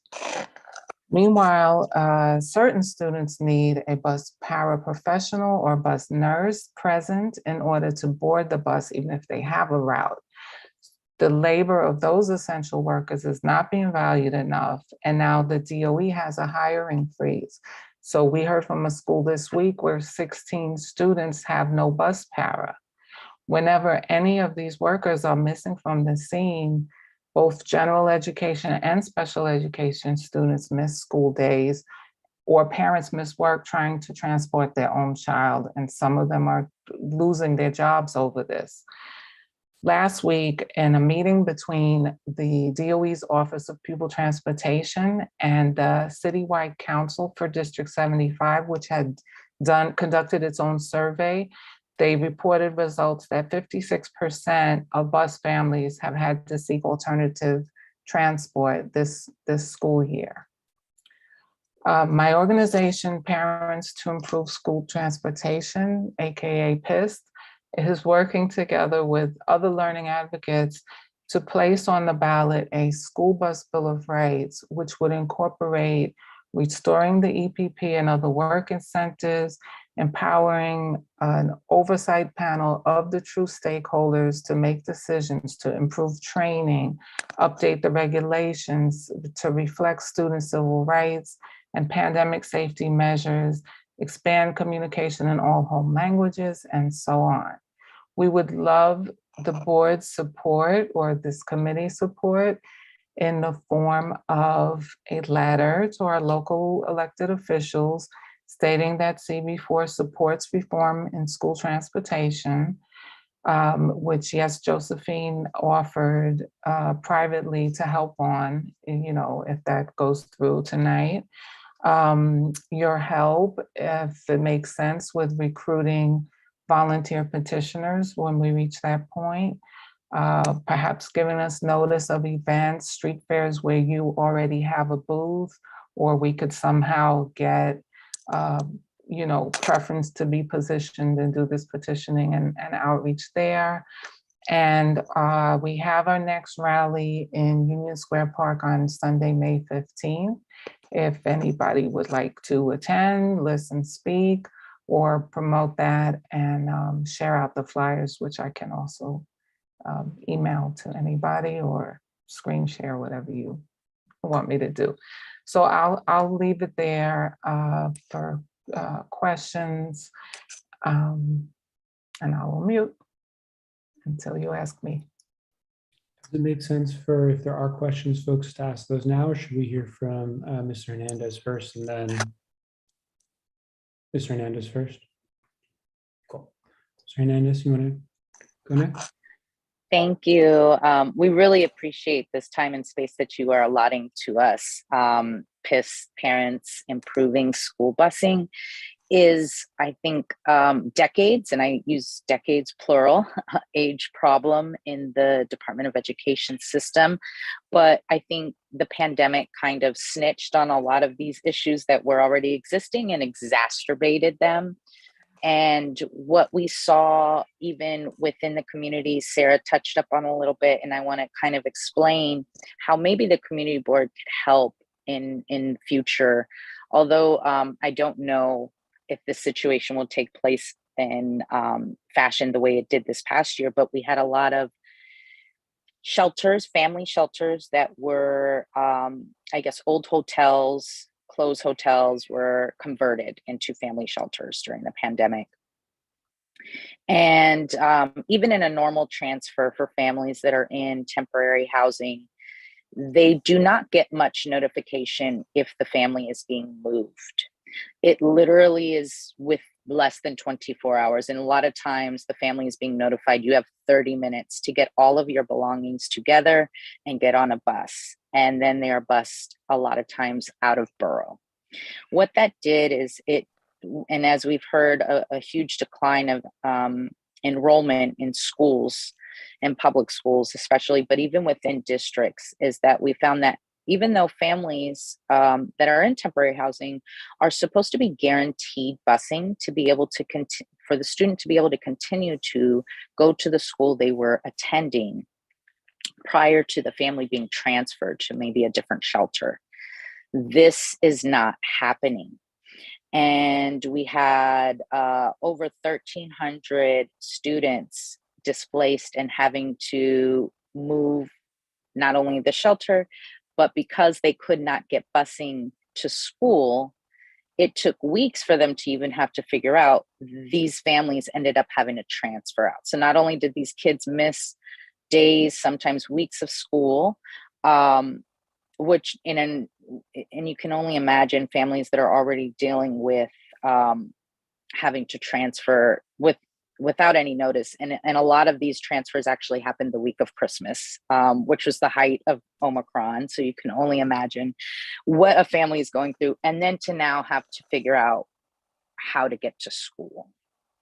And so I know we spoke with OPT last week, and I did ask that maybe we connect with our community boards and be able to finally to get advance notice to kind of figure this out, whether it's the community boards or the city council. We need to figure out where we can meet the pieces so that families' lives aren't disrupted any more than they already are. I also want to point out the fact that a lot of times that kids are missing school because of their busing, it does not translate into ACS. So a lot of ACS cases were open in terms of neglect of parents not sending their kids to school, not because they didn't want to, but because the busing was not picking up our kids to get to school.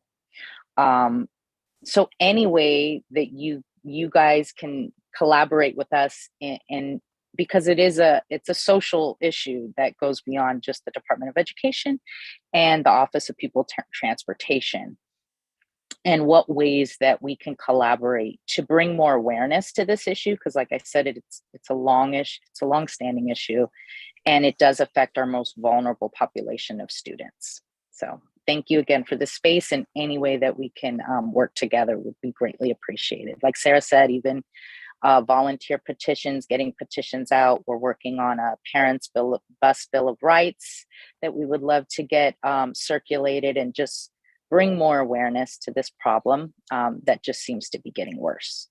So thank you. Turn it over to questions in just a second, but just one thing to clarify. Well, first of all, thank you both for sharing and for joining us tonight. There are a couple of things that community boards and this community board specifically typically do. One is we write letters to sort of share the board's point of view. The other is we make suggestions for funding, and then we can sort of collaborate with local electeds. And so just wanted to make sure that was sort of clear in terms of the, I think, confusing role that we play in the city's very large, very bureaucratic government. Alan, you raised your hand. No, thank you. Thank you, Sarah. Thank you, Luby. Very complicated situation. For some of us, we see these school buses go by and we say, oh, great, kids are going to school. And unfortunately, that's not the case for everybody. But I just wanted to ask you if you can help me out on a couple of things that I've noticed in the documents that we were reading on. Sarah, you mentioned this employee protection provisions reduction. I'm on the assumption that these workers are union people. So did the union reduce their benefits or wages? I mean, I'm trying to understand what happened with this, because as you allude in some of the documents that you have a happy worker, you're gonna have a happy result. So obviously these workers aren't happy anymore. So I can take a stab at that. I just want to figure out how to keep it short. The majority are represented by ATU Local 1181, and we've met with them, many, many times since our formation in 2010. And some others are in a small number are in Teamsters, a number are in some independent thing that broke away from the Teamsters, and some of them might not be in any, but the EPP was a citywide seniority package with holidays and paid vacation days and pension and different things. And there was a strike in 2013 because instead of asking, I'm going to say it wrong, but instead of asking for RFP, they asked for an RFB or vice versa. And that allowed the new companies to, the DOE was seeking low bids. So these low bids came, and the way that the companies maintained the profits that they wanted without having to have a high bid was taking it off of the backs of the workers. So for comparison, the high level that you could get to in 5 years now takes 13 years if you're starting now. All the days off that students get for multicultural holidays, the new people don't get all of those paid. They get maybe 5 of them of all of the school days.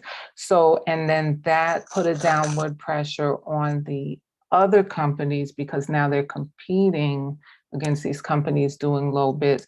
So it's an overall problem that it's so private and so decentralized and not uniform in what's going on from one company to another. But there's about, I think, 20% of the work that's not covered by that. So it's hard. There are companies where it's harder for them to fill the slots than others. But then, as Lupe said, the pandemic, when maybe you're in a high-risk group and you're risking your life out here on the front line, and you're still not getting respected, as well as other things that if the DOE puts a fine on the company figures out these ways to pass that along to the workers, like, oh, you didn't wear your tie of your uniform, so that's $200 off your check. I mean, literally, it's ridiculous, the kind of penny pinching that they're doing. There is one nonprofit that started this school year, and we have fingers crossed that that's going to be more, it already seems to be more collaborative, both with the union and with the parents. So, one dream is to have that kind of a thing spread, and that would take out sort of the incentive that somebody is going to squeeze multiple dollars out of this, not towards the service itself, but towards their yacht or their other investments, or, but at this point, you tell me if I answered your question or if there's more to that. Yeah. And I was going to even just add to Sarah, as far as, I mean, that is a big problem, is the for-profit bus companies, right? And they're these $1 million contracts that PEP is passing without any question, objection. They're not really looking.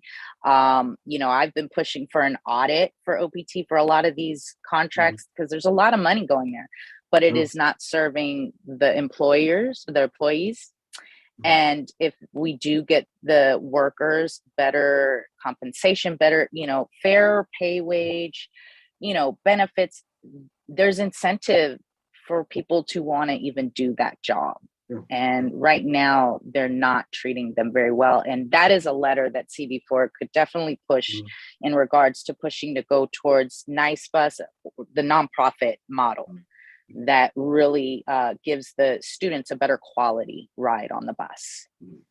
And if I can ask one other question regarding wait time. So bus comes to a corner, the parent's not there, kid's not there. Is there a prescription? Because I saw something somewhere that they stay for 90 seconds or they stay for 90 seconds. And that's it. So then they take off, and Parent And comes with the that you child. can be waiting for an hour and a half for that bus, mind you. You can be That waiting brings- an hour and a half, Right, that and brings me then to they will wait 90 seconds and leave. Right. Right. Is there a way for a parent to contact either the bus driver or a dispatcher to say, I'm a little late, can somebody please wait for me? Or vice versa, can the bus driver contact somebody and say, tell that parent I'm coming down the street, I'm stuck behind the garbage truck. Right. I'll be a little late. Does that go on? I'm going to tackle that because it goes on, but it's not actually encouraged. In fact, many of these workers get a violation or a fine if they're seen talking on their phone. If it's a general ed bus, there is no attendant on that bus, just the driver. And they say to the driver, you can't use your phone while you are seated. You have to get off the bus, close the door, and then use your phone. But you can't leave those kids unattended either. So it used to be dispatch, where they had the radios, the old school before cell phones. But those things break and blah, blah, blah. It's catch as catch can, I'm afraid, Alan.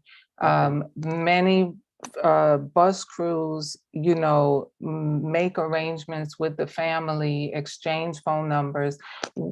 It would be good, and if it was people like us making these decisions, we would say, okay, issue a burner phone or a 300-minute, however many text message phone, and the attendant can text every time. Or sometimes there's technology and there's GPS that they're very, very slowly putting in, which will tell you where the bus is. But yeah, the 90-second is something that is built into the route when they really should know that these are students who may not move so quickly for very multiple different neurological and physical reasons, are easily dysregulated and they need that time. But yeah, it's really a setup for a lot of tension between, everybody who's involved with the bus.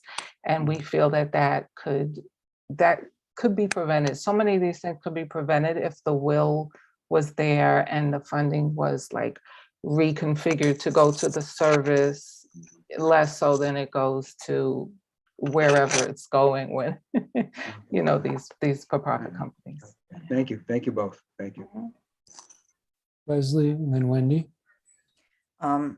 Ladies, thank you very much. This is a really actually serious issue, and it's all over the place. And you guys spoke really well to it, especially about the drivers and the quality of the driver and how important that is. And it's based on a lot of things. But my question is really for the chairs. I mean, I see a letter coming out of this, but I would prefer, or I would suggest that we have OPT here, because that's who I want to grill. I mean, that's who I want to talk to and bring up these issues and talk to them and maybe get a little more clarification or, some reference. So if we do advocate one way or the other, and the ladies are nodding, don't worry, we will grill them if they're here.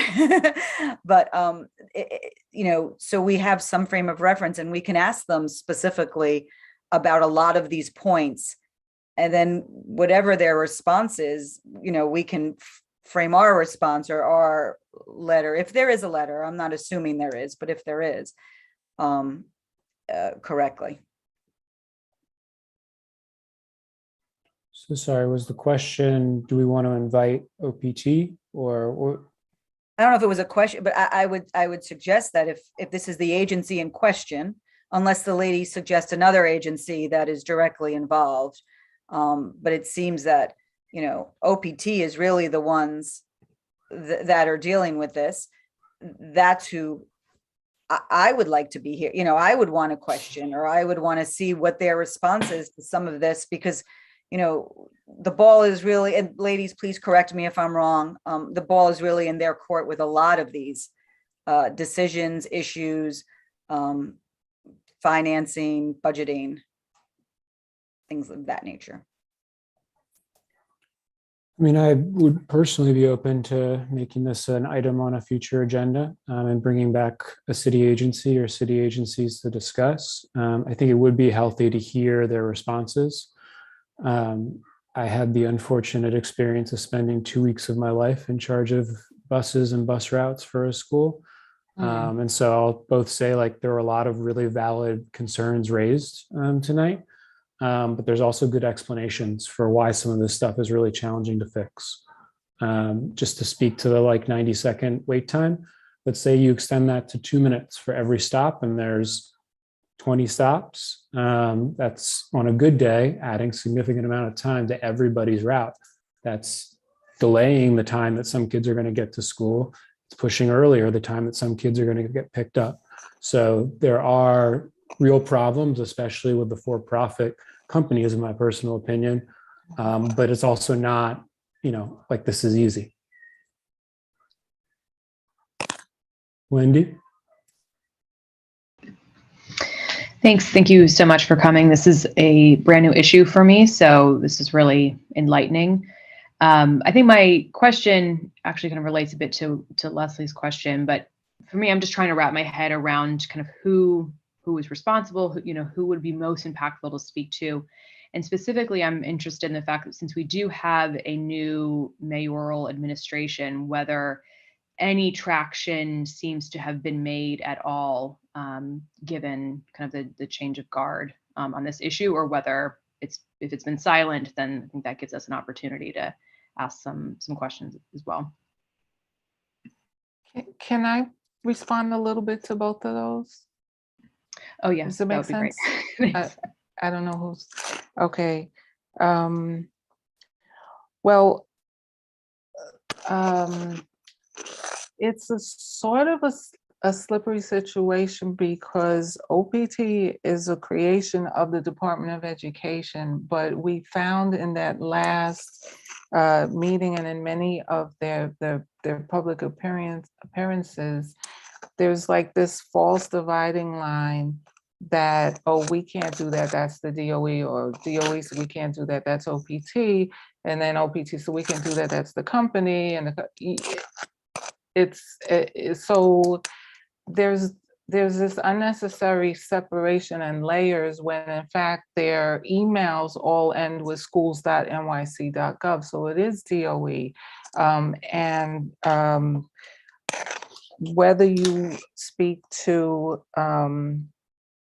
whichever agency you speak to, they have their public relations skills of how, to say certain answers that we hear a lot of the time. We're working with the vendor. Anything less would be unacceptable. That was their answer to every reporter in every article that we were in from September, to March. But it's not, it doesn't represent an actual gain for the children. As far as changing the wait time, that would have to go along with having more buses so that you have fewer kids on each route, which was something that the civil rights lawyer we worked with some years ago proposed. And if you're concerned about the climate, don't worry, we're working with the Clean School Bus Coalition and things are going to go over to electric. So that's not, we can do this with a clear conscience as far as saying split children into smaller buses or something like that. But in terms of the new administration, the chart has busing under operations, I think it is. There was no name yet for who that deputy chancellor is as of, a couple of weeks ago.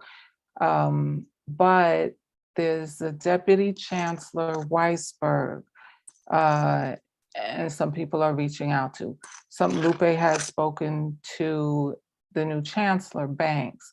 He said he was open for a meeting. Meeting hasn't happened.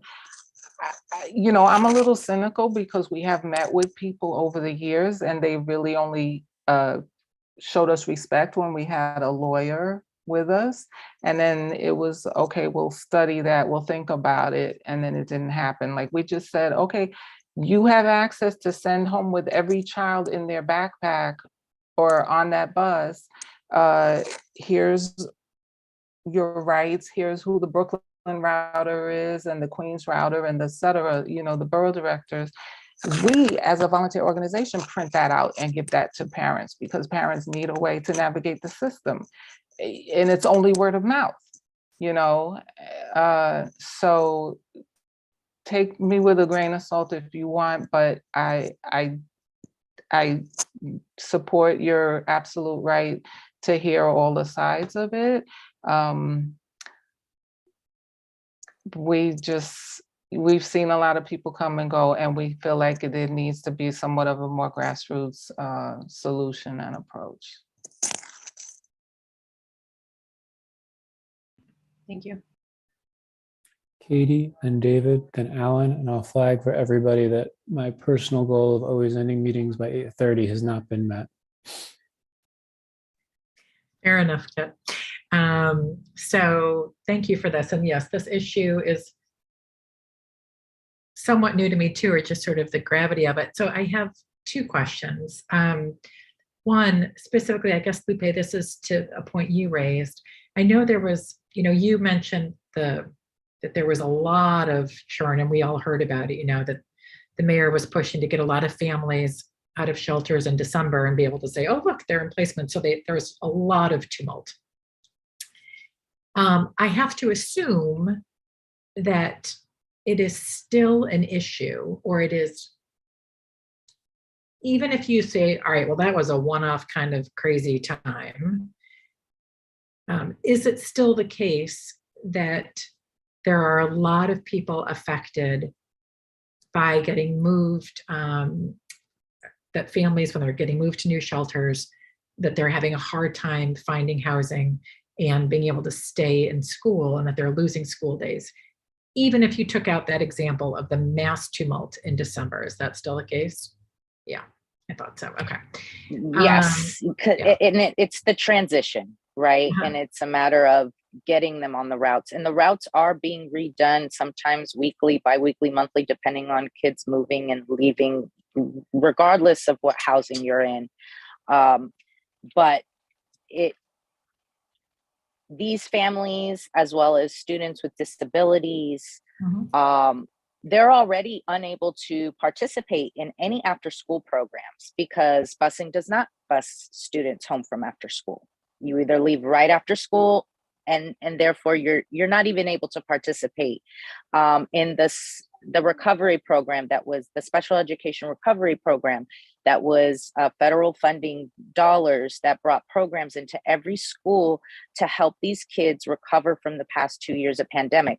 These students that are on a bus are unable to participate. So put that on there. And then if they're having to move for whatever reason and families are having to be transferred throughout the year, this happens often. That mass exodus was, maybe a one-off where 1,300 students were doing this all at once, but it's happening on a daily basis.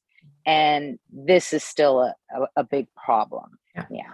All right, thank you. And then I guess sort of to the process point, Leslie, I agree. I think it would be really helpful, you know, to hear from people, to invite them to come speak to us. I do think it would probably be helpful to like write a letter to them with a lot of sort of, these are the facts that we've heard. So it's raised a lot of questions for us, and we'd love to have you come answer these questions kind of thing, you know, so it's sort of in writing. And then we have them come. I just think it would be helpful to get some of that data and those facts in writing, would be my suggestion. Can I just say to the first point that Lupe and I were just on a call, Zoom last week with the director of learners in temporary housing at Advocates for Children. And that was my second meeting with her. And she said point blank, the number one obstacle to attendance and education for students in temporary housing is transportation.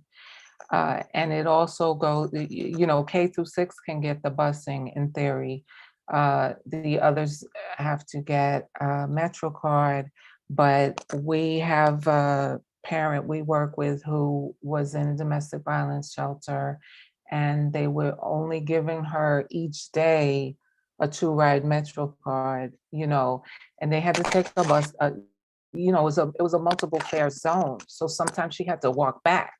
So there's all kinds of unnecessary cruelty going on, but through, again, just volunteer parents taking initiative to try to compile what people's rights are. We have a long document that's a toolkit. We're putting in everything that this woman told us, and I shared it to Josephine. And there are supposed to be some changes to the law about transferring your school, but there's always going to be like a 5-day limbo or something like that at the bare minimum. So it's not ideal by any stretch. Thank you. David, do you want to go ahead? Yes, thank you for your great work. I have a few quick questions which might be out of your wheelhouse. I'm not sure. I heard through rumors that some of the drivers are so poorly paid they're on food stamps.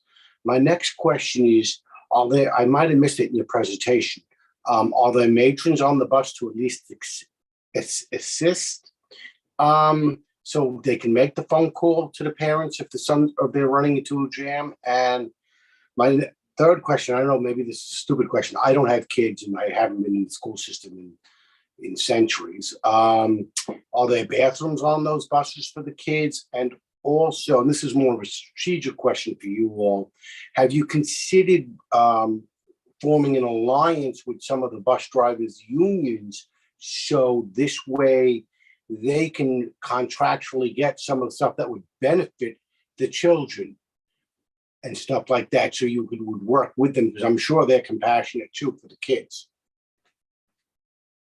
I'll tackle that, and if Lupe wants to add. Okay, so I'll go in the order that you went. Drivers on food stamps, I can believe it. They're not paid for the summer, for one thing. So unless they are working the summer routes, it's semi-seasonal. And the matrons, who they now call attendants, like flight attendants, to be sort of, I guess, a gender neutral name, they make a lot less. However, they do have special training, about first aid, CPR, and there are definitely no bathrooms. The attendant is only on the special education route, which is 40%. The other 60% is just the driver. It may be more students because those families have not demonstrated a medical need for the child to have supervision, but they're still kids. And as far as we would be concerned, it would be great if they had attendants on every single bus, and maybe 2 if it's a big bus, because, things happen. I mean, anyway, I don't have to explain it to you. You get it. Bathrooms, no. I spoke to a driver and she said, they authorize these doubled up routes. We've got these little kids, 4 years old, 5 years old, going hours, and there's no place that we're even allowed to take them off the bus to pee, right? So that's a real hardship. Also, kindergarten through 12th grade is considered by OPT as one age group. So, they may be, sometimes there's one 5-year-old girl on a bus with a bunch of big teenage boys or whatever, and it's only, by the parent making us think and the matron, but there's actually no regulation that says it cannot be. But again, just developmentally, what that age group is able to handle versus older kids, as far as holding their bladder or anything else, is a big difference. We are in alliance with the unions. From day one. The original School Bus Bill of Rights was a concept that we sat down with people at the ATU. And that's where I wasn't even in that meeting, but we learned about the EPP, and there have been numerous attempts to get a bill passed in Albany. In fact, it went to former Governor Cuomo's desk several times, but was always vetoed. There was one time that a lot of parent advocates and the union worked together and almost had a bill that tied the protections to increase training about special education disabilities and anti-bullying, violence prevention, so on and so forth. It died because of some scandal, maybe with the person who had sponsored it at first. But that's what we're trying to do now. I have a meeting with the president of the union this week, and we'll be exchanging some, updates. And that's a lot of times is how we find out what's really happening with things like the GPS or the shortage. In the beginning of this school year, the former mayor would not say the word driver shortage, but they were able to tell us the numbers, at least for their membership. And then there were other people telling us, from some of these non-EPP companies or non-union companies saying, oh, when I went and got fingerprinted, there was a busload of us that went down to the DOE to get fingerprinted, and I'm the only one left. And then this guy wrote to me, the same driver, a few weeks ago, well, I'm starting to train with the MTA now. So people who really, like the kids, like the idea of the job, and then the reality of it is bad, are definitely, leaving and trickling away. And some of them are parents too. And they have to drive their own kids, so they can't handle being on these long routes. So I went a little on a tangent, I'm sorry, but yeah, the wavelength is there, because all the things that you just said are things that have come across our radar and that we're trying to incorporate for sure. Thank you. Alan? Yeah, so I think we want to get a city agency in before we do something formal in terms of a letter. And as Katie mentioned, we can put a list of questions together, which we normally do when an agency comes in beforehand, and try to, put as much on paper in terms of what, we hope for them to explain. But I was thinking perhaps maybe try to get this whole situation onto the radar of the controller's office. Our previous controller used to come out with these reports, studies on various agencies, on various programs, perhaps some sort of a letter or administrative letter that here's the situation, it's brought to our attention, it's been going on for years and years. Has anybody looked into it? What's happening? Can the city do, something to that effect? That's, I don't know, Jesse, if you want to chime in on that, is that a suggestion that's worth moving on with, or? I think it'd be good to have them come to, if the idea is to write a letter, an administrative letter to the agency with a Not to the agency. No. Let me finish. I'm just saying, if the idea is to write an administrative letter to ask a bunch of questions that they hopefully can respond to and say that we'd want them to come back, I'm hypothetically have them come back next month with, with a presentation, or be able to respond to those questions. And if they want to send the answers in writing beforehand, that's great. I think we would want to, and then also invite the controller to that meeting.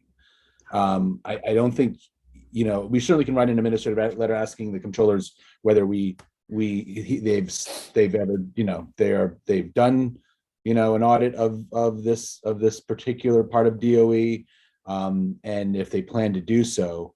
I just think without more information, I think maybe getting them in the room listening to this would be actually the good way of getting them on the, involved. Sounds good. I'm with that.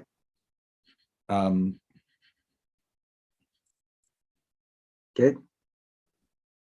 Makes sense to me. Katie, you had a suggestion, I think, for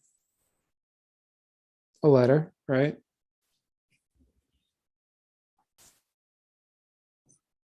Sorry, I was on mute. Yeah, so I think, I don't know, is it moved to send a letter to OPT and copying the controller's office. I don't know if we want to include anybody else. Raising concerns that we've heard and identifying specific issues that we would like to, or answers that we would like to hear, questions that we have, and invite them to come speak to us at our next meeting, or May meeting, or June meeting, I guess May, to provide answers. Boy, that was inarticulate, but you know what I mean. I don't think it was inarticulate, and I do know what you mean. One thing that I'll flag is, it is my impression that the DOE's reorg is not going to be complete by May or June. I believe that they're pegged to announce in July. But one of the things that has been streamlined is they cut a lot of very senior roles. And so there may not be a next deputy over operations. That might have been one of the roles that got cut. I think it likely was. And so there is like a timeliness question. I don't think we need to answer tonight, but it might not make sense to have this conversation and invite folks from DOE until that has played itself out, is something that I would put out there. Leslie? Yeah.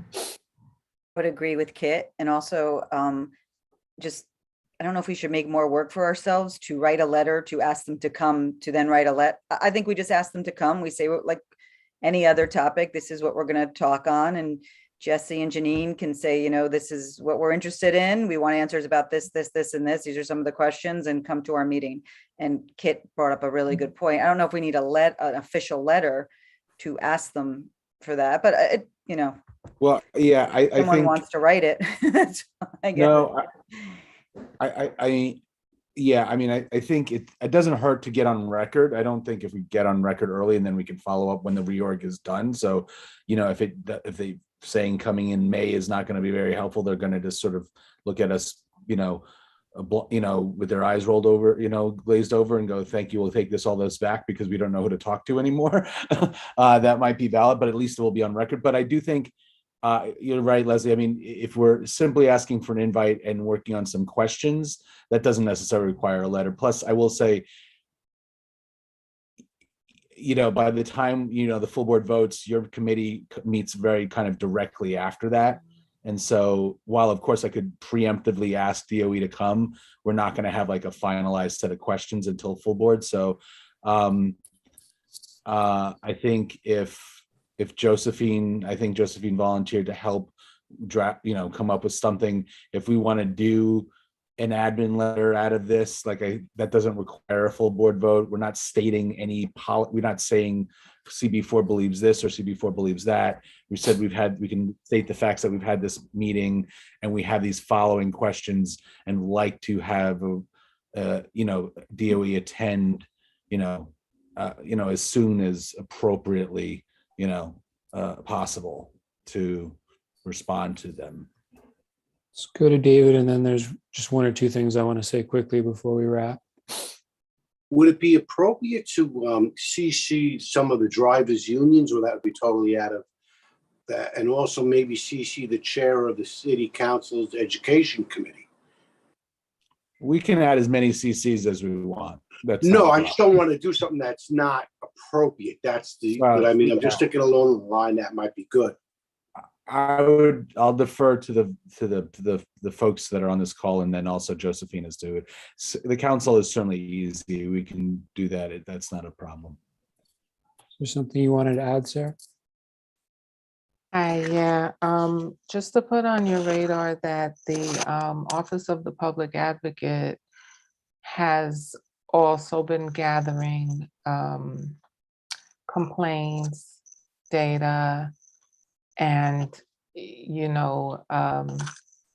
may have other type of perspectives to add into this. I'm a little concerned, but of course it was our timing of, not bringing this to you until March, April, that this is a campaign that we hope to have voters be able to look at in November. And so when, for example, the D70 with OPT, they've been working on that for months. There's always a reason why, it takes longer for that piece to happen. And then, so that's a concern, but I appreciate, as with any issue, that you want to be thorough and, gather all the information that you can. Thank you for sharing that. I think the next steps we've outlined make sense. And I'll just quickly share with this group that we have enjoyed a pretty collaborative relationship with the DOE, and to the extent that we have been effective influencing them, I think it's because we did not take an adversarial posture. And so when we write this initial letter and any follow-up, I would just encourage us to be thoughtful about the tone of our comments. Going back to something I said earlier, a lot of really valid concerns are being surfaced about busing in this city. I would point out, though, that there's a national bus driver shortage. This is not a New York City specific issue, although there are acute aspects of it here in New York that I think could and should be addressed. And I'll also just say that this seems to be something that is getting worse and is going to be harder to solve in the future. So to the extent that we have an opportunity to help here, I think it's potentially bridging and bringing folks together to talk about it, as opposed to, taking sides. All right. So Jesse, remind me, for this type of letter, we don't need to vote on it and get it seconded. We just need to write it and send it to your office, right? Yeah, exactly. And as long as there's someone maybe here from the committee that'd be willing to take the lead and then work with Josephine, I think that'd be great, just so then I know who to chase down about it. But yeah, if everybody feels comfortable with that, which is, again, it's an administrative letter, to DOE and specifically to that division of DOE, I think. But I deferred again to the folks writing the letter. But yeah, and we'll copy. I think the comptroller's office is a good idea, and I also agree with Sarah. I think the public advocate, clearly, if they are getting, that's the great data point to be able to include in any conversation going forward. And I know Josephine really wanted Iris here, and I think maybe there was a miscommunication. I thought she was inviting Iris, so I just didn't. But we can certainly include that aspect if we want to next month if we want to. Katie, I believe you're already pegged for our other letter. Is there somebody else who wants to volunteer to drive this one in collaboration with Josephine? Oh, thank you, sir. I see Alan. I see Alan's hand. Yep, Alan, you got the job. All right. Yay, Alan, yay. Unless there is anything in the new business category, I think we can entertain. Oh, well, first of all, thank you very much, Miss Cattle. Am I saying that right? Catalanata and Ms. Hernandez. Really helpful to have both of your insights, your points of view on a really important and really complex issue, and one that hopefully we can continue to talk about. I think we are done for the night. Thank you, everybody, especially for going 26 minutes past 8:30. And enjoy the rest of your evening. Thank you for having us. If you need any emails, Josephine has mine, and we can help you with that. Great. Thank you. Be safe. Good night. Thank you. Thank you very much. Is there a motion? Motion to Let us all go. motion to go. Thank you. Second motion to go. Great. Second. Everybody. There we go. Bye. All right. Bye now.